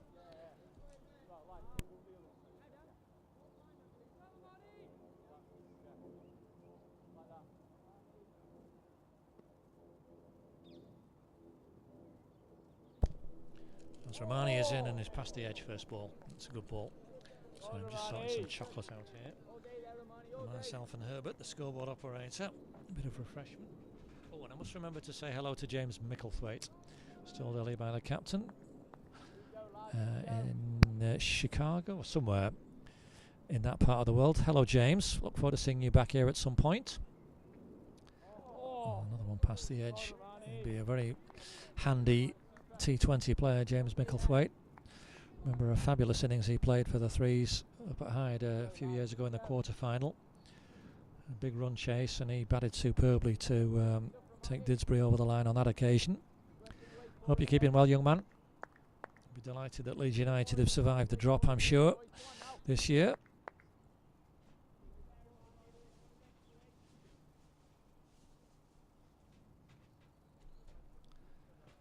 Rahmani in again, and he's going to get that's called wide by the umpire, so 1 more on the total. Here we go, lads, here we go.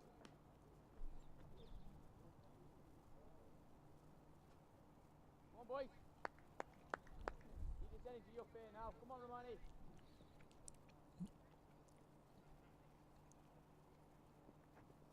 Oh, and again that's whizzing past the edge, and Ben Isaacs just groping at thin air now. It's almost 3 identical shots. Here we go, lads, here we go. Come on, Rahmani.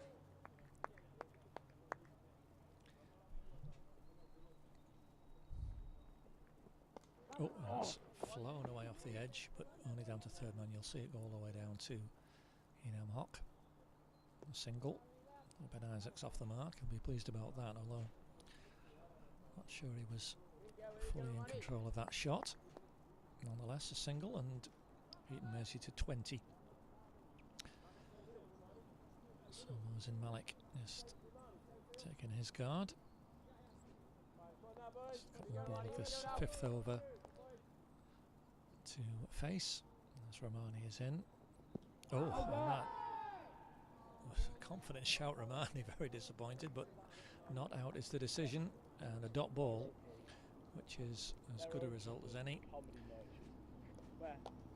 Sees Mersey 20 for 2. You can see there on the Manhattan that they're well behind the rate that Didsbury set out. In fact, Didsbury with 37 after their first 5 overs. Really was a fabulous start from them. I'm just looking another room. Heaton Mersey umpire has come and gone at square leg. Got the same man behind the stumps. I think is that Ali Raza behind the stumps at each end. And square leg keeps changing just about every over. Zen Masood's doing the duties there now, as Ben Isaacs is having a look around at a field spread out. Enam Hop charging in towards him. Oh, and that's nearly through him. He's just dug that one out. Super Yorker, dot ball, and all these dot balls just help to build that pressure. Got a third man and fine leg, a sweeper, and a deep backward square leg on the boundary. So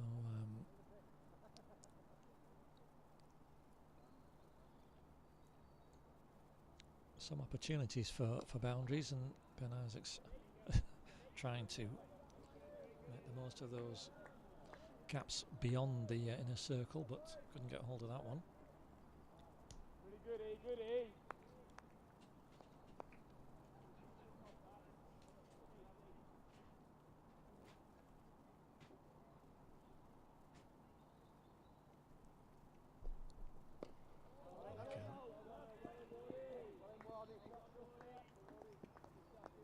Defend that.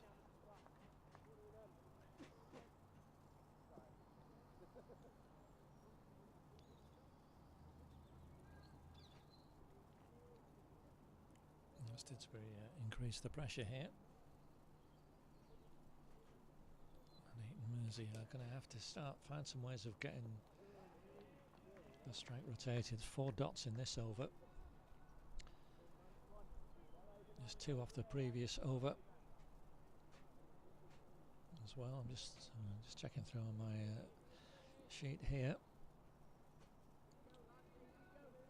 There's 4 runs off the last 16 balls, and one of those was a wide, so they're going to have to find a way to start getting the scoreboard moving, and Ben Isaacs trying there, but picking the wrong ball, probably the wrong bowler as well to try and do that too, because Didsbury will be reliant upon spin for quite a number of overs in this innings, so there will be opportunities in terms of the pace of the bowling, at least, to pick spots. As straight past the outside edge again. That's a maiden over from Enam Hock. Well, that was a terrific effort from him, very accurate, and fortunate Ben Isaacs to survive there. As you can see, the run rate comparison, and Heaton Mersey really telling off. The run rate's climbed to over 10 already now. Just 4 runs off the last 3 overs. And I think we're going to have a change already. Yeah, Romani's just trotting. You'll see him come into your picture, and we're going to have Rohan Agarwal. So the first look at spin.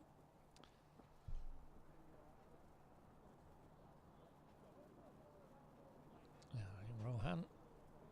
You can see marking his run up out there.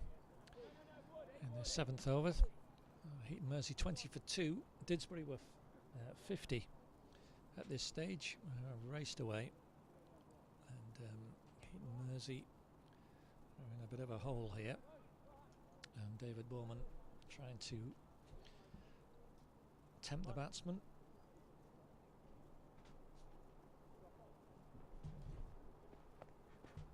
Taking the pace off the ball. Just looking at the field, Richard Daniels gone to long on. Pindi and is out at deep mid wicket. Adam Slater at deep backward square leg. Andrew Mashiter is at deep extra cover. Ian Hock is at very square deep cover. So 5 boundary fielders, and there's 4 in the notional circle, saving 1 as Rohan Agwal comes in. Mohsin Malik on strike, that's short and wided, which is fair enough. It was actually, that's a result for Didsbury, even though it's Rohan's very first ball, because that could have gone a long way. It was a bit short, that's a better length, and as you see, Mohsin Malik can just defend that.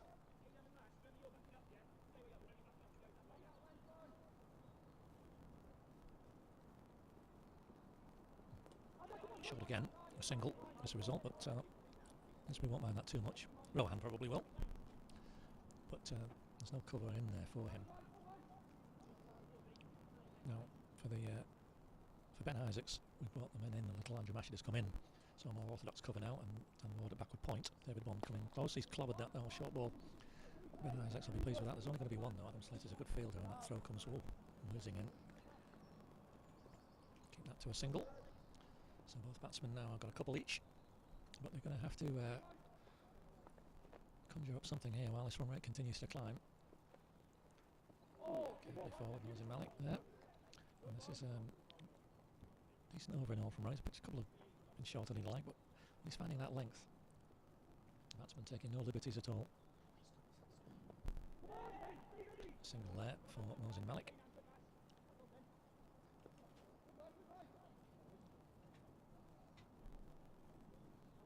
But just a single. Only 4 runs off this over. Heaton Mersey are digging themselves into a bit of a hole here. They might get a bit of relief here though. That's probably going to go to the boundary. Not where he intended, but racing away. You probably saw it all the way on your screen. Ben Isaacs not trying to hit it that fine, but nonetheless he'll take the 4. There's the over ball. 7 overs gone, and a welcome boundary for Heaton Mersey. Takes them to 28. It's just the 4th boundary of the innings.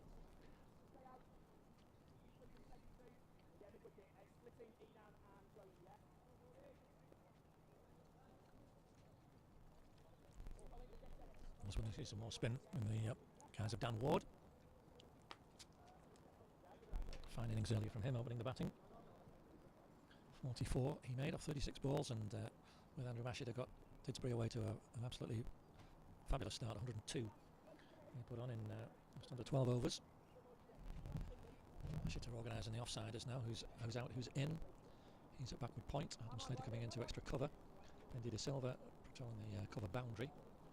We've got a deep backward square leg and a deep mid wicket on the boundary for Dan Ward. He's going to come left arm around the wicket to Mohsin Malik.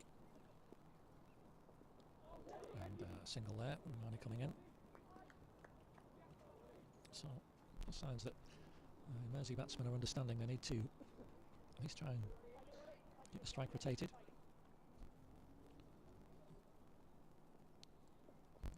Oh, Ben Isaacs has got hold of that, but I think it's straight to the man. Yes, it is. It's well caught by Ian Hock.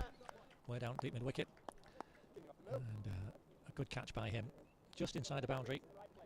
Hit it well, Ben Isaacs, but not quite well enough. Just not enough on it. And he departs for 6. The boundary in the last over, but was going for it again. And a fair enough shot, I suppose. The ball was there. He just didn't quite get the timing right.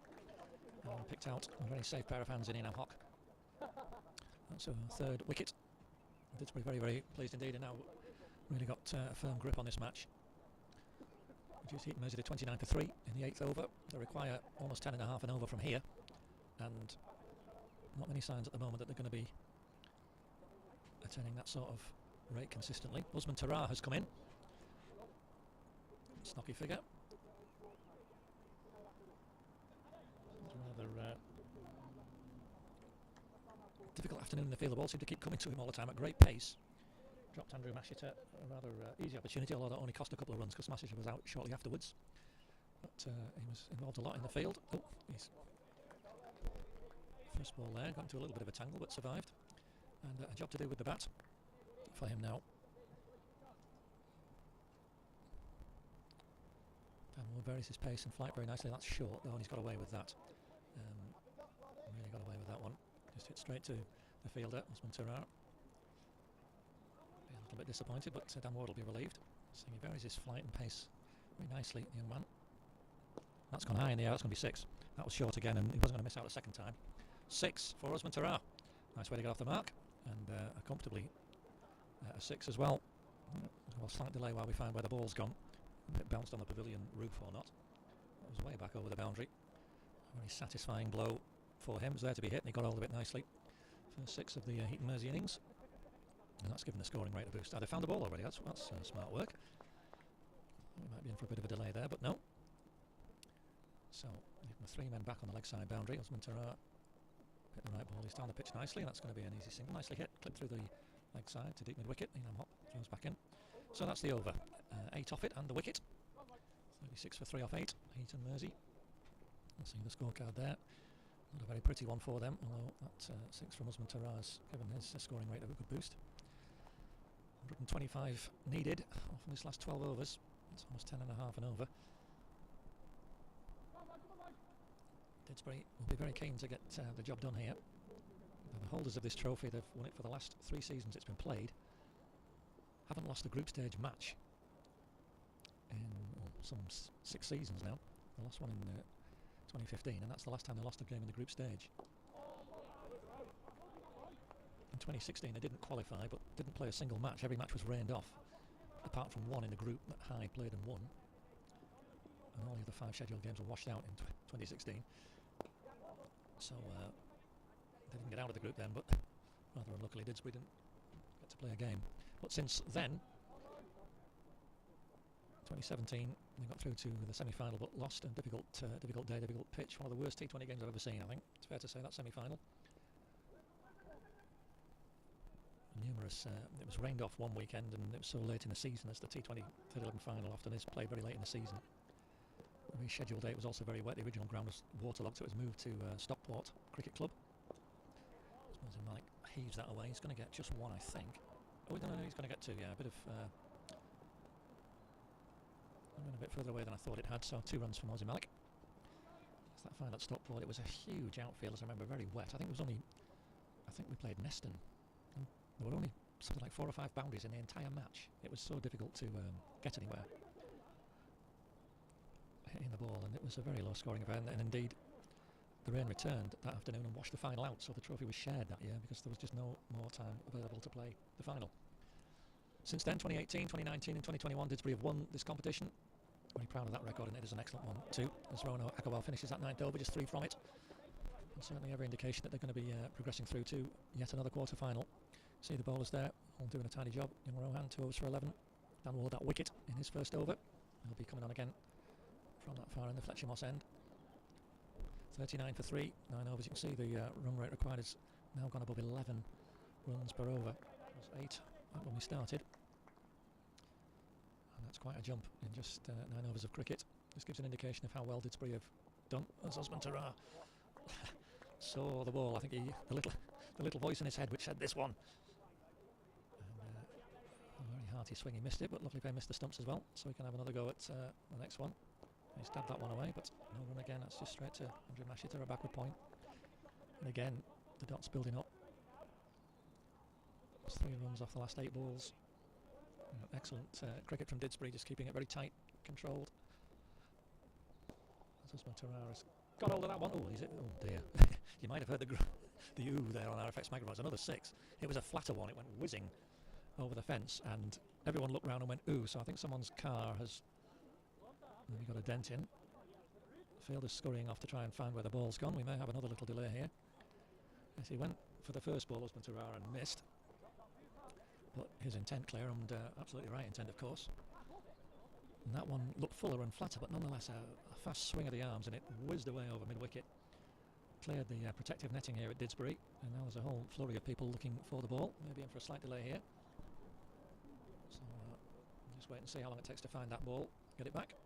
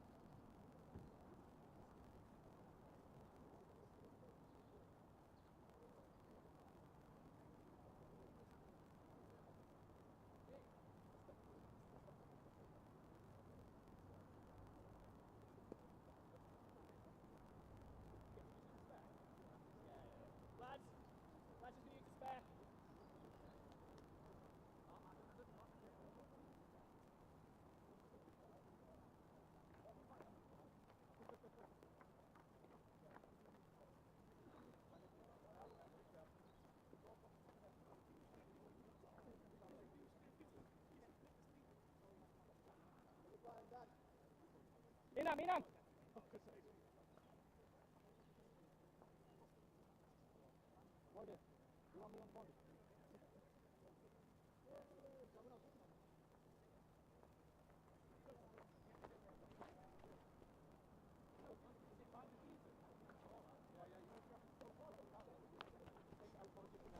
on, Dan.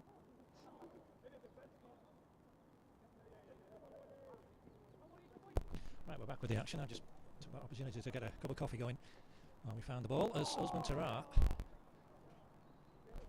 And a huge blow at that. I think I'm not going to get a signal, am I? So it's going to be a run for him. More for Usman Tarar.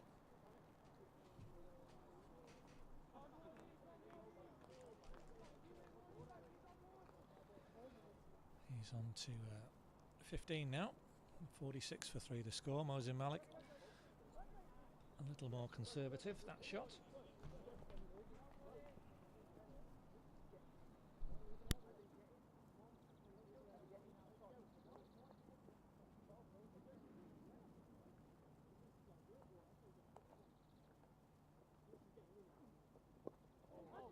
As Dan Ward didn't try and get round to stop that single there. There's one taken.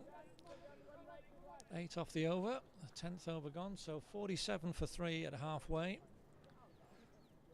And Didsbury firmly in control of this match now. You can see from the run rate graph there, despite those big blows from Usman Tarar, still a huge ask for the visitors. 114 they're going to need off this last 10. That's, well, if they can do it, good luck to them.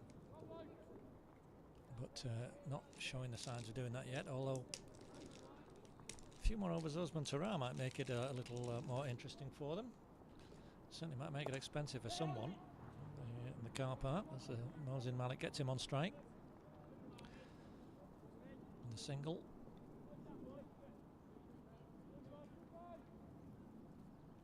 Apparently I'm told that last 6 hit a windscreen but skimmed off it and shot off over somewhere into the undergrowth, so a lucky escape for someone as Usman Tarar has poked it. Oh, it's bounced in front of the fielder and gone for 4.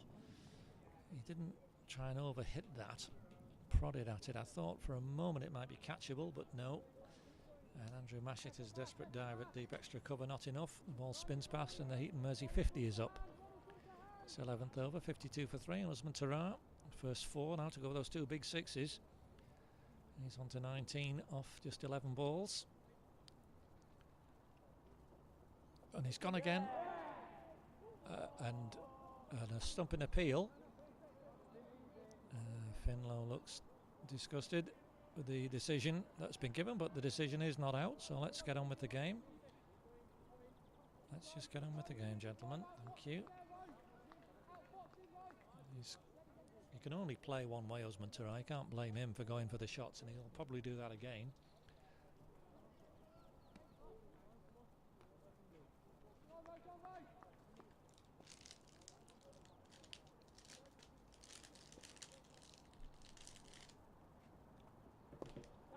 And he has done. He's whizzed it over. Backward point and 4 more. This time there's not a charge down the pitch so much that time, but steered it. He goes into the 20s. Challenge here for the bowler, just to think about where he can go.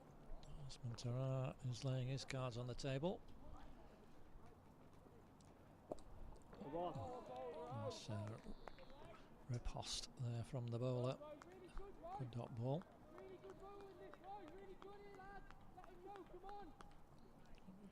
The Didsbury fielders shouting encouragement to each other. Want to keep focused. Oh, they've got a firm grip on the game. They need to get the job done. And again, a good take from Finlow. Dot ball, 2 dot balls to finish the over, 9 from it. 11 overs gone. And all the comparisons in Didsbury's favour. The Manhattan there. Showing just how much they are on top. Stan Ward is going to bowl his 3rd over.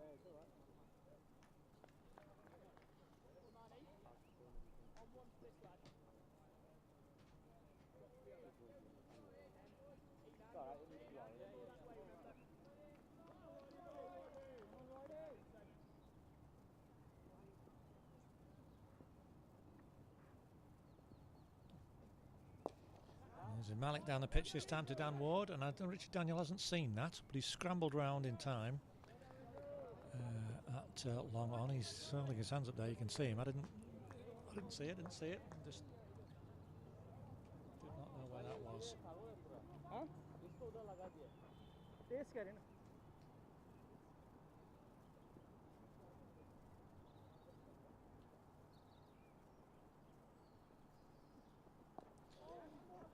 Around this time, just a little too deep, and only get it away for a single.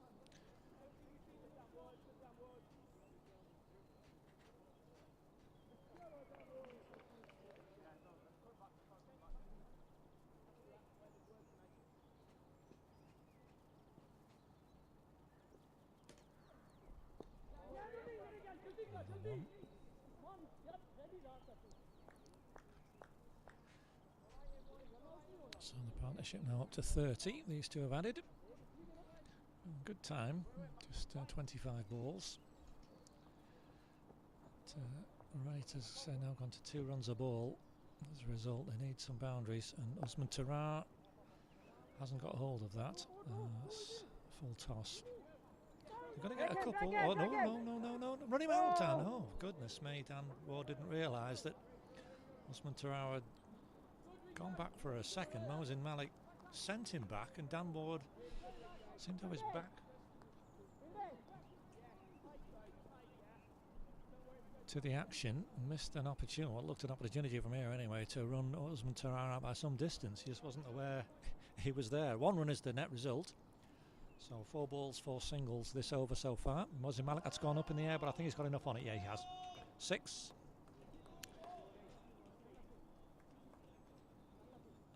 Shows the right boundary to aim towards. Good blow from him.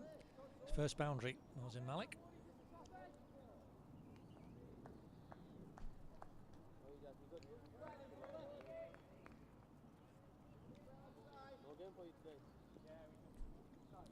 That takes the score into 66. Under 100 wanted now by Heaton Mersey, but not was running out. But nonetheless, that's a single to end. A good over for them. 11 from it. 67 for 3. So yeah, 94 runs needed, but just 8 overs remaining. And the run rate right down under 12, but almost 12. Effectively 2 runs a ball.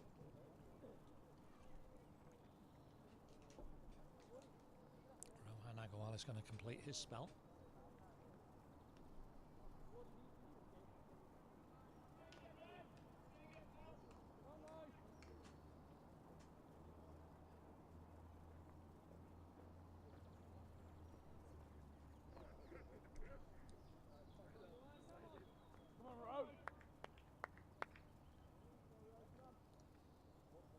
So Rohan Agarwal into Mosin Malik. He's gone big again. Richard Daniel has caught it at long on, just running there smartly, and a good catch from him.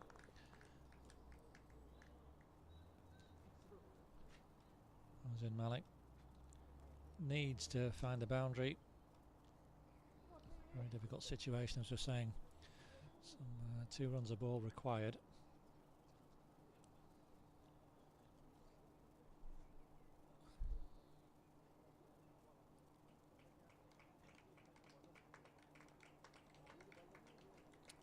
And I'm just trying to work out who the new batsman is. That's Shabazz, isn't it? Yep. So Shabazz Shafiq has gone in.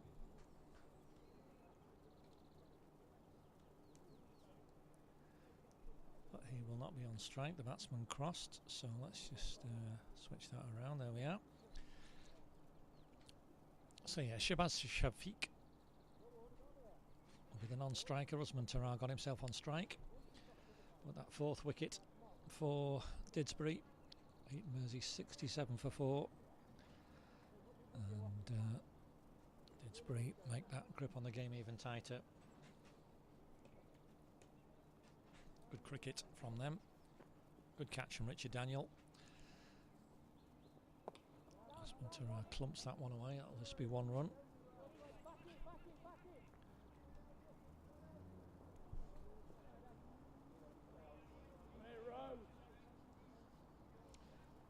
to bring Shabaz Shafiq onto strike. Very difficult prospect for him. Now, see the equation on your screen. Just about 2 runs a ball, just over 2 runs a ball, in fact, required.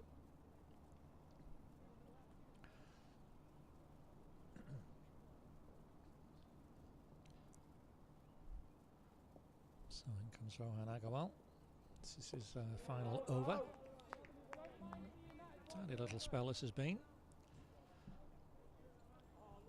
Still a very young man, Rohan, but a terrific amount of nerve he's got. He always another one there. He just seems unflustered by any situation, and a lot of control over his bowling. Nice smooth action. Shabaz Shafiq comes down pitch, but doesn't get hold of that, and Adam Slater is round smartly from deep mid wicket just to keep that to 1.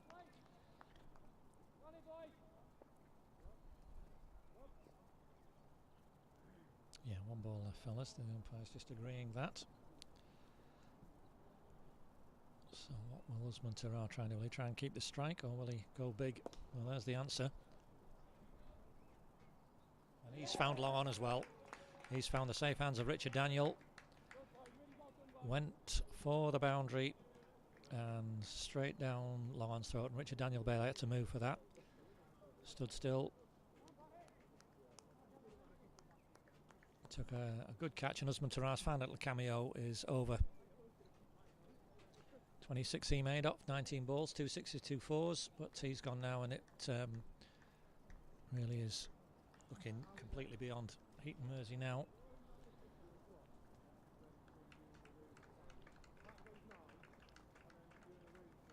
Just trying to check on the new batsman.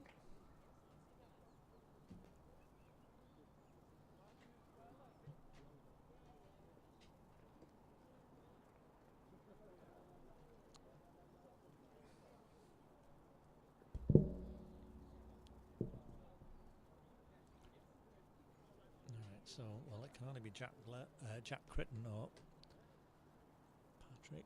I think, yeah, this is young Jack, isn't it? It is, yeah. So, Jack Critton. Next man in. Didsbury just getting themselves organised. Rohan Agarwal finishes there. A good spell. 4 overs. 2 for 22. And we're going to see... Enam Hoxton is definitely not done. So Enam Hock, excellent spell earlier. 3 overs, 1 maiden in that as well, and 1 for 7. Miserly spell from him, and really set the tone for what's been a very impressive display in the field from Didsbury. Really strangled Heaton Mersey from the start in terms of the scoring rate. He found the boundary. 6 4s, 3 big 6s. There's an appeal. Shabaz Shafiq. Mark looks distraught. He didn't get it, but there we are. Hands on head, but not out. But it's a dot ball, and that's as good as a wicket now at this stage. Keep the rate climbing from a Didsbury perspective. Yeah, I was just saying, just 6 4s, 3 big 6s. Still 6 boundaries, which is a measure of how well Didsbury have bowled. Oh, that's just whizzes past the edge of Shabaz Shafiq's bat.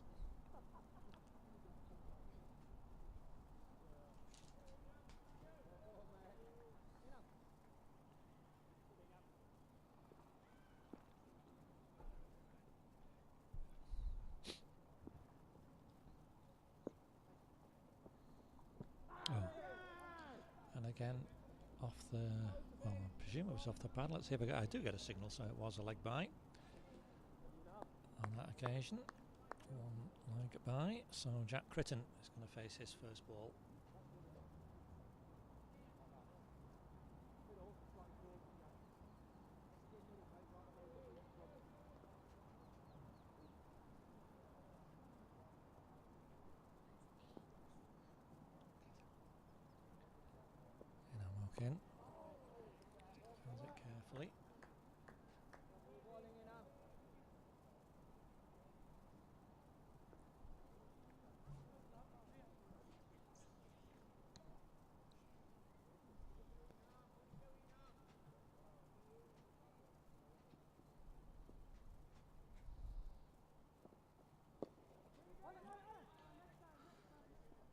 the dot. He might be on for another maiden here in Amok, which really would be remarkable. Bowling one in a T20 match is quite something, but two in a spell. I'll have to look back a long way to find that happening. Anyway, let's see what happens. Last ball of Ian Amhock's spell. Oh, it was almost a wicket. It whizzed past the edge, but it is another maiden. And that is a fantastic effort from Ian Amhock. 4 overs, 2 maidens, 1 for 7. There you can see a wonderful spell from him, which really has given Didsbury the upper hand. And I think makes their place in the quarterfinals now pretty certain. 5th consecutive quarter-final for Didsbury in this competition, stretching back to 2017. There was no competition in 2020, of course, with the pandemic at its height. But it really is an amazing effort from the side. And it's the last 3 years it's been played of this trophy.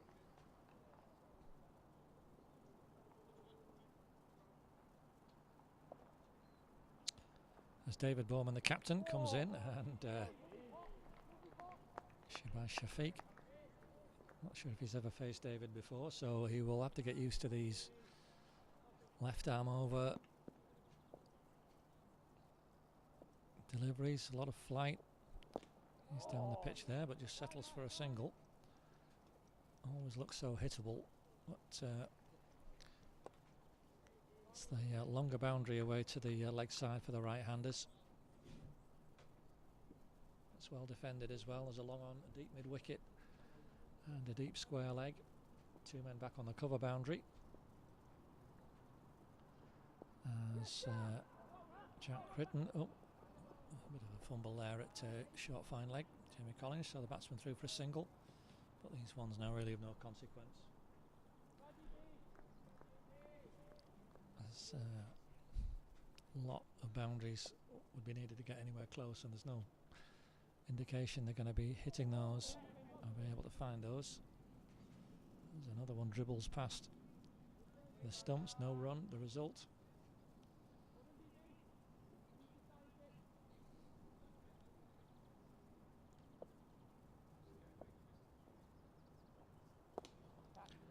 So he's got all of that one. There's a welcome boundary for Shahbaz Shafiq. Met it on the full, crashed it away through extra cover.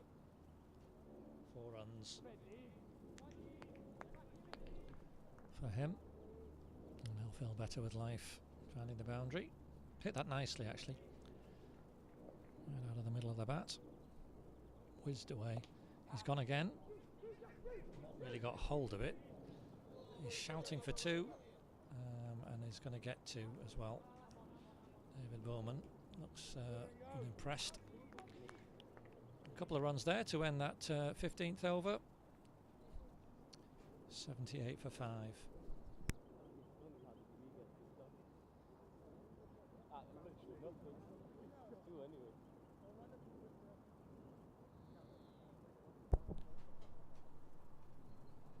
So Didsbury have got to find some overs from somewhere to finish this off, and we're going to see Pindi de Silva. A good sight this will be. I haven't seen Pindi for quite some years. He was around in 2014, I think it was, or 15. He's certainly very pleased to have him back. He's a promising cricketer, and he's going to have a bowl. He's going to have to bowl some overs because Didsbury need to find one from somewhere. So Pindi de Silva coming in, Jack Crichton on strike. A huge appeal from Finn Lowe for stumping, and several appeals in fact. Well, you need to appeal once, Finn. So the umpire at square leg, another new umpire now, we've got a square leg. Nonplussed with that. Dot ball is result, that's away off the edge. Should only be a single. Adam Slater coming in off the deep backward point boundary. 1 run. The result.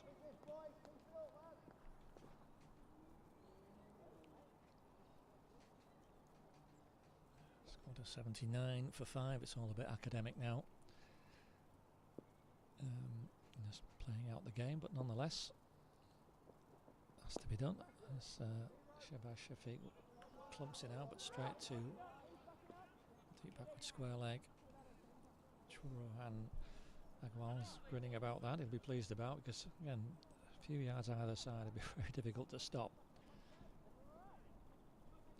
Didsbury kept the boundaries down well, just 7 4s and 3 6s in these 16 overs.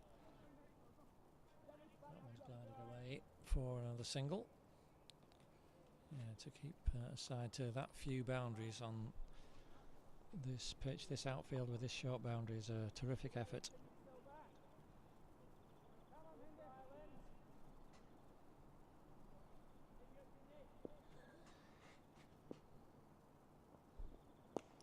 Oh, and Shahbaz Shafiq's got hold of that one, and that's gone sailing into the car park again for another 6. Shot from him. It's just a bit short. Pindi obviously a bit rusty. That one's sailing over mid-wicket. And that's another pleasing blow for Shahbaz.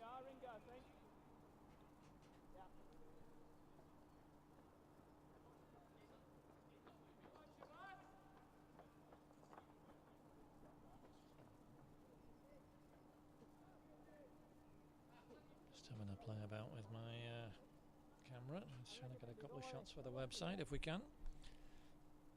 We've got the ball back, have we? We found it, yes we have. Right, Pindi, come on, let's get it a bit fuller again. 87 for 5, 1 ball left in this over. Oh gosh, that could go again, but it was so slow. The batsman swung himself off his feet. I think he was through the shot even before the ball had bounced. His eyes lit up, he missed it, it's a dot ball, and that's 16 overs bowled. 87 for 5, you can see, rate comparison just tells the story of a dominant display from Didsbury really. Heaton Mersey needed a fast start to get anywhere near. And they had a bit of hope briefly. With 3 boundaries in 4 balls early on, that was as good as it got really. They only had double figures in 1 over.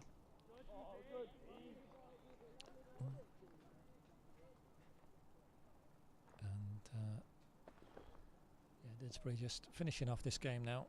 David Bowman bowling nicely. Oh, scream of yes. He possibly heard from Shahbaz to get Jack Crichton through for a single, get himself on strike. We're trying to find the boundary again, no doubt.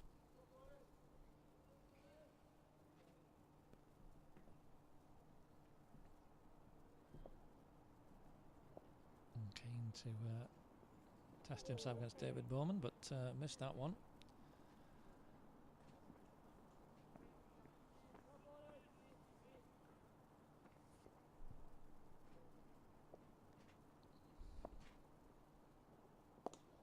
He's come down and clumped that rather. That's only going to be 1 run round. Agarwal coming in from long off to field, so just a single.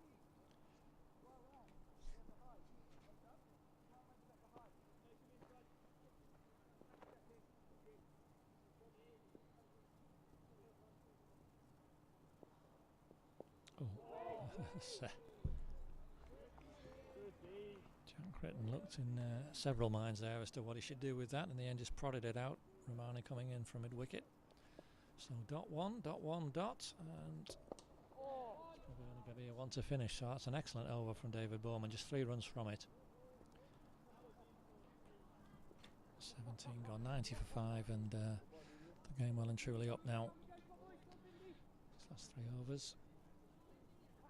And it will be, as I was saying, a 5th quarter-final in succession for Didsbury, discounting 2020 when there wasn't a competition. They have qualified and qualified well again.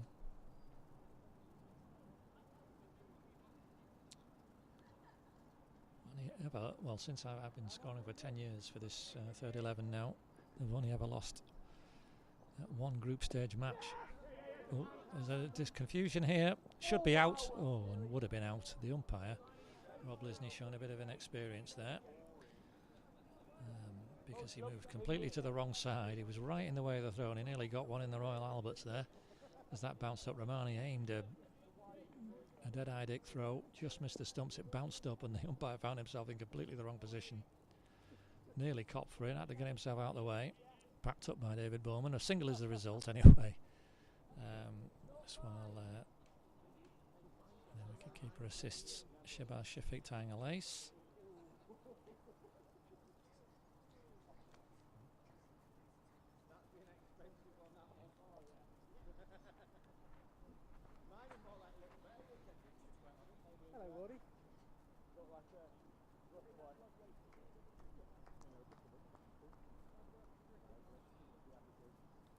Right, I think we're ready to go again. Finn's just sorting his gloves out.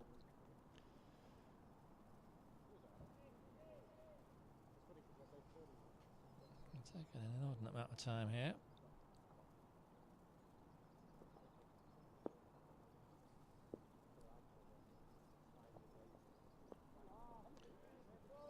Another dot ball.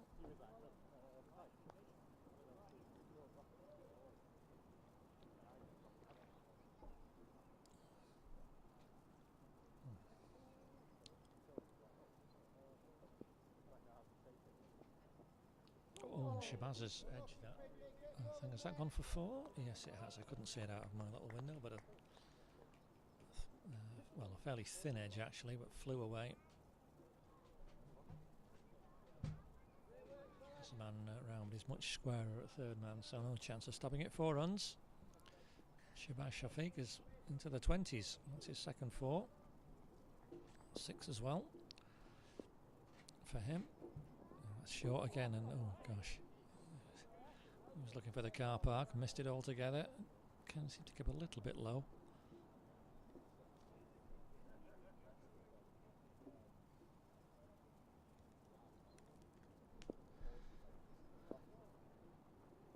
Oh, and that is a real hittable ball. Oh, sorry, it looked hittable from here, but obviously far too wide. Wide ball called. It's not like 2 wides from where it was. The wine gums that Herbert's got, the scoreboard operator, so I'll have one of those, thank you. Here. Off them over. That's a full toss. Clumped out, but only 1 run. And Shehbaz will be disappointed with that.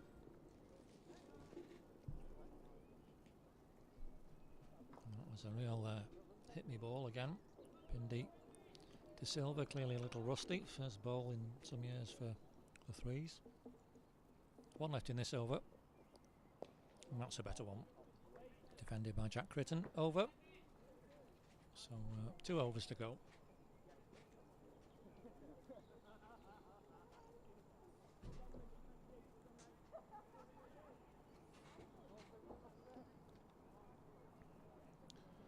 I'm just going to do the formalities now at the end of the game. As I was saying, this 10 years I've been with the third 11 here at Didsbury. They have lost just 1 group stage match in this T20 competition. It's a quite remarkable record. They've lost a quarter-final and a semi-final as well in that time. Just 1 group stage match. And it's going to be yet another win today, another 3 out of 3 in the group. As David Bowman tosses that one so high, it's a full toss, but only a single. Again, Shehbaz will probably be quite frustrated with that. Found Enam Hock on the backward point, deep backward point on the boundary.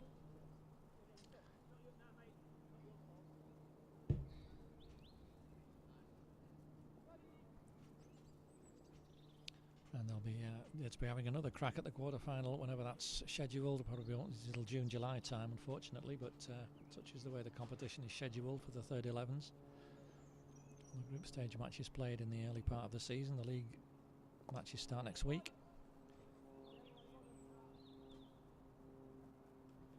But another excellent way to start the campaign for Didsbury Threes.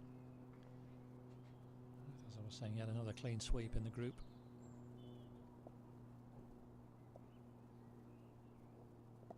Oh, and that's skied up in the air, but Andrew Mashid is just going to watch it come towards him and just protect the boundary instead. Single only is the result. No point Boston had got to catch it at this stage.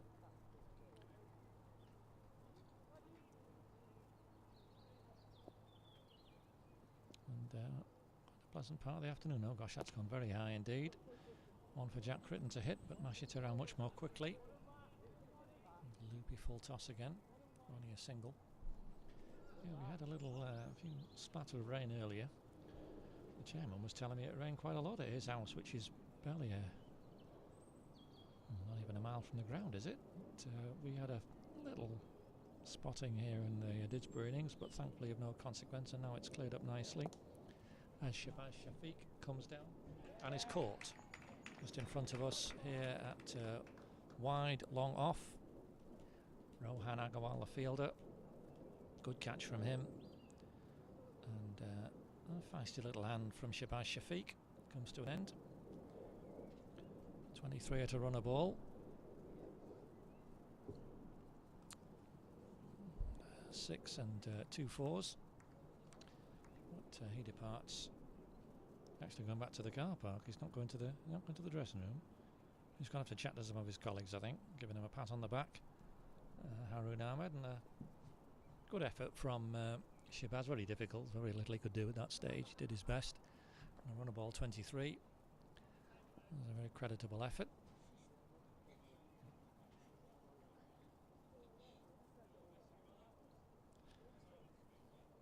And we've got Ali Raza coming out. Now there was an Ali Raza at Heaton Mersey when I was there many years ago. But it's not the same guy. That Ali Raza, I remember, could hit it a mile. And I was rather hoping it was him and he'd come back, because it's fantastic entertainment when he gets going. Hit one at Marple. 6 out of Marple, I remember, was an enormous shot. Oh. But this Ali Raza here, off the last ball of the penultimate over, misses out on the opportunity to hit that one a country mile. You can see there, just couldn't get going Heaton Mersey. A couple of partnerships into the 30s, but they took a while to accumulate, and when you're chasing 8 runs and over, you need more than that. So just going through the motions of the last over, need to bowl it, and it's going to be Romani coming back.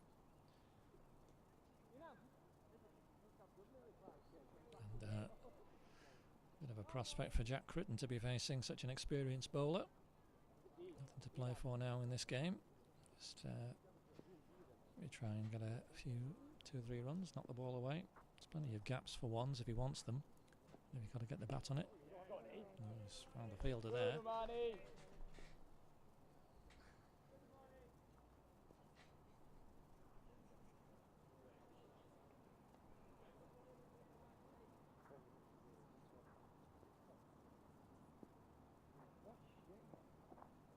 He's turned the leg side and wided. So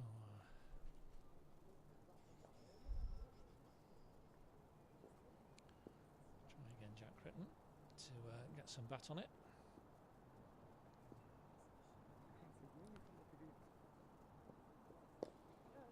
And he's hit that nicely. He's only going to get one, I think. Oh, no, actually they're going to get 2. There's a bit of a mix-up in the field. Bit of an after you. Richard Daniel. Right here him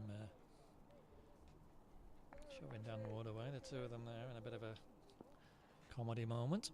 To the result. That's nicely ducked away again. There might be another 2 here, but he was a bit flat-footed in his running and wasn't alert to the possibility. Anyway, he's on strike now.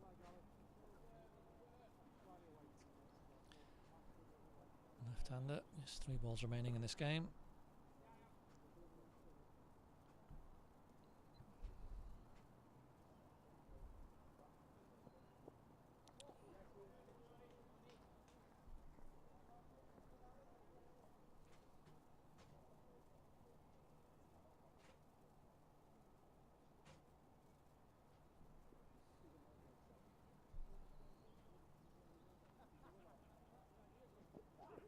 Oh, going to be a bye there, though. Big swing from Ali Raza. Won by the result.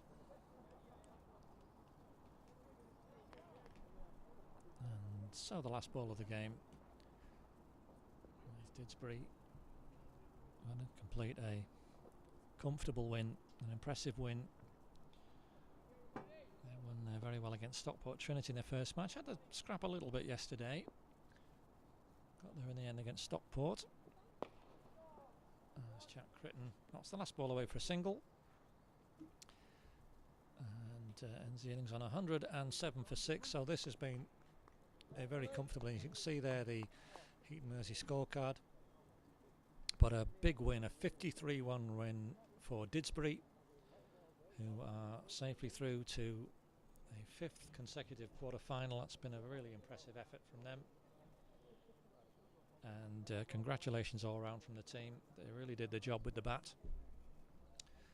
160 for 3 in their 20 overs. A magnificent opening partnership of 102.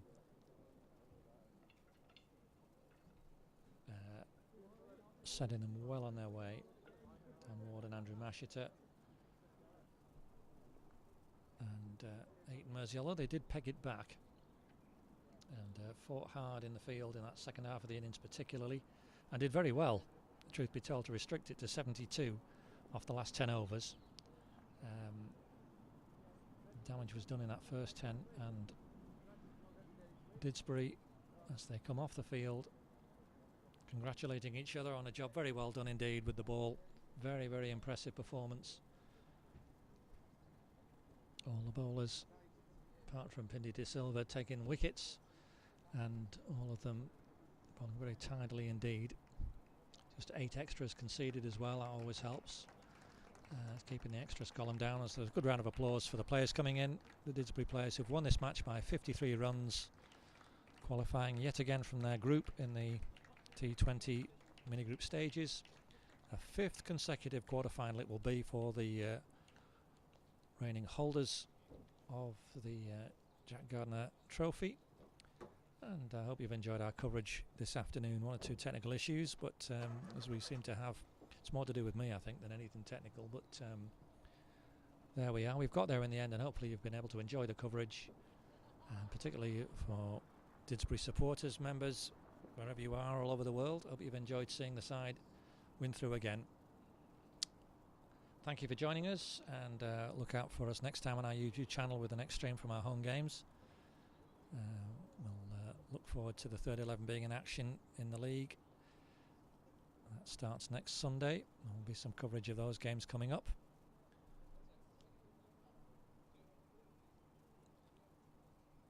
And we'll let there'll be information on the website as to when the quarterfinals of this trophy competition are scheduled. But for now, this is James Emerson, the Didsbury scorer. Thank you to Herbert, the scoreboard operator this afternoon, who's just about kept up.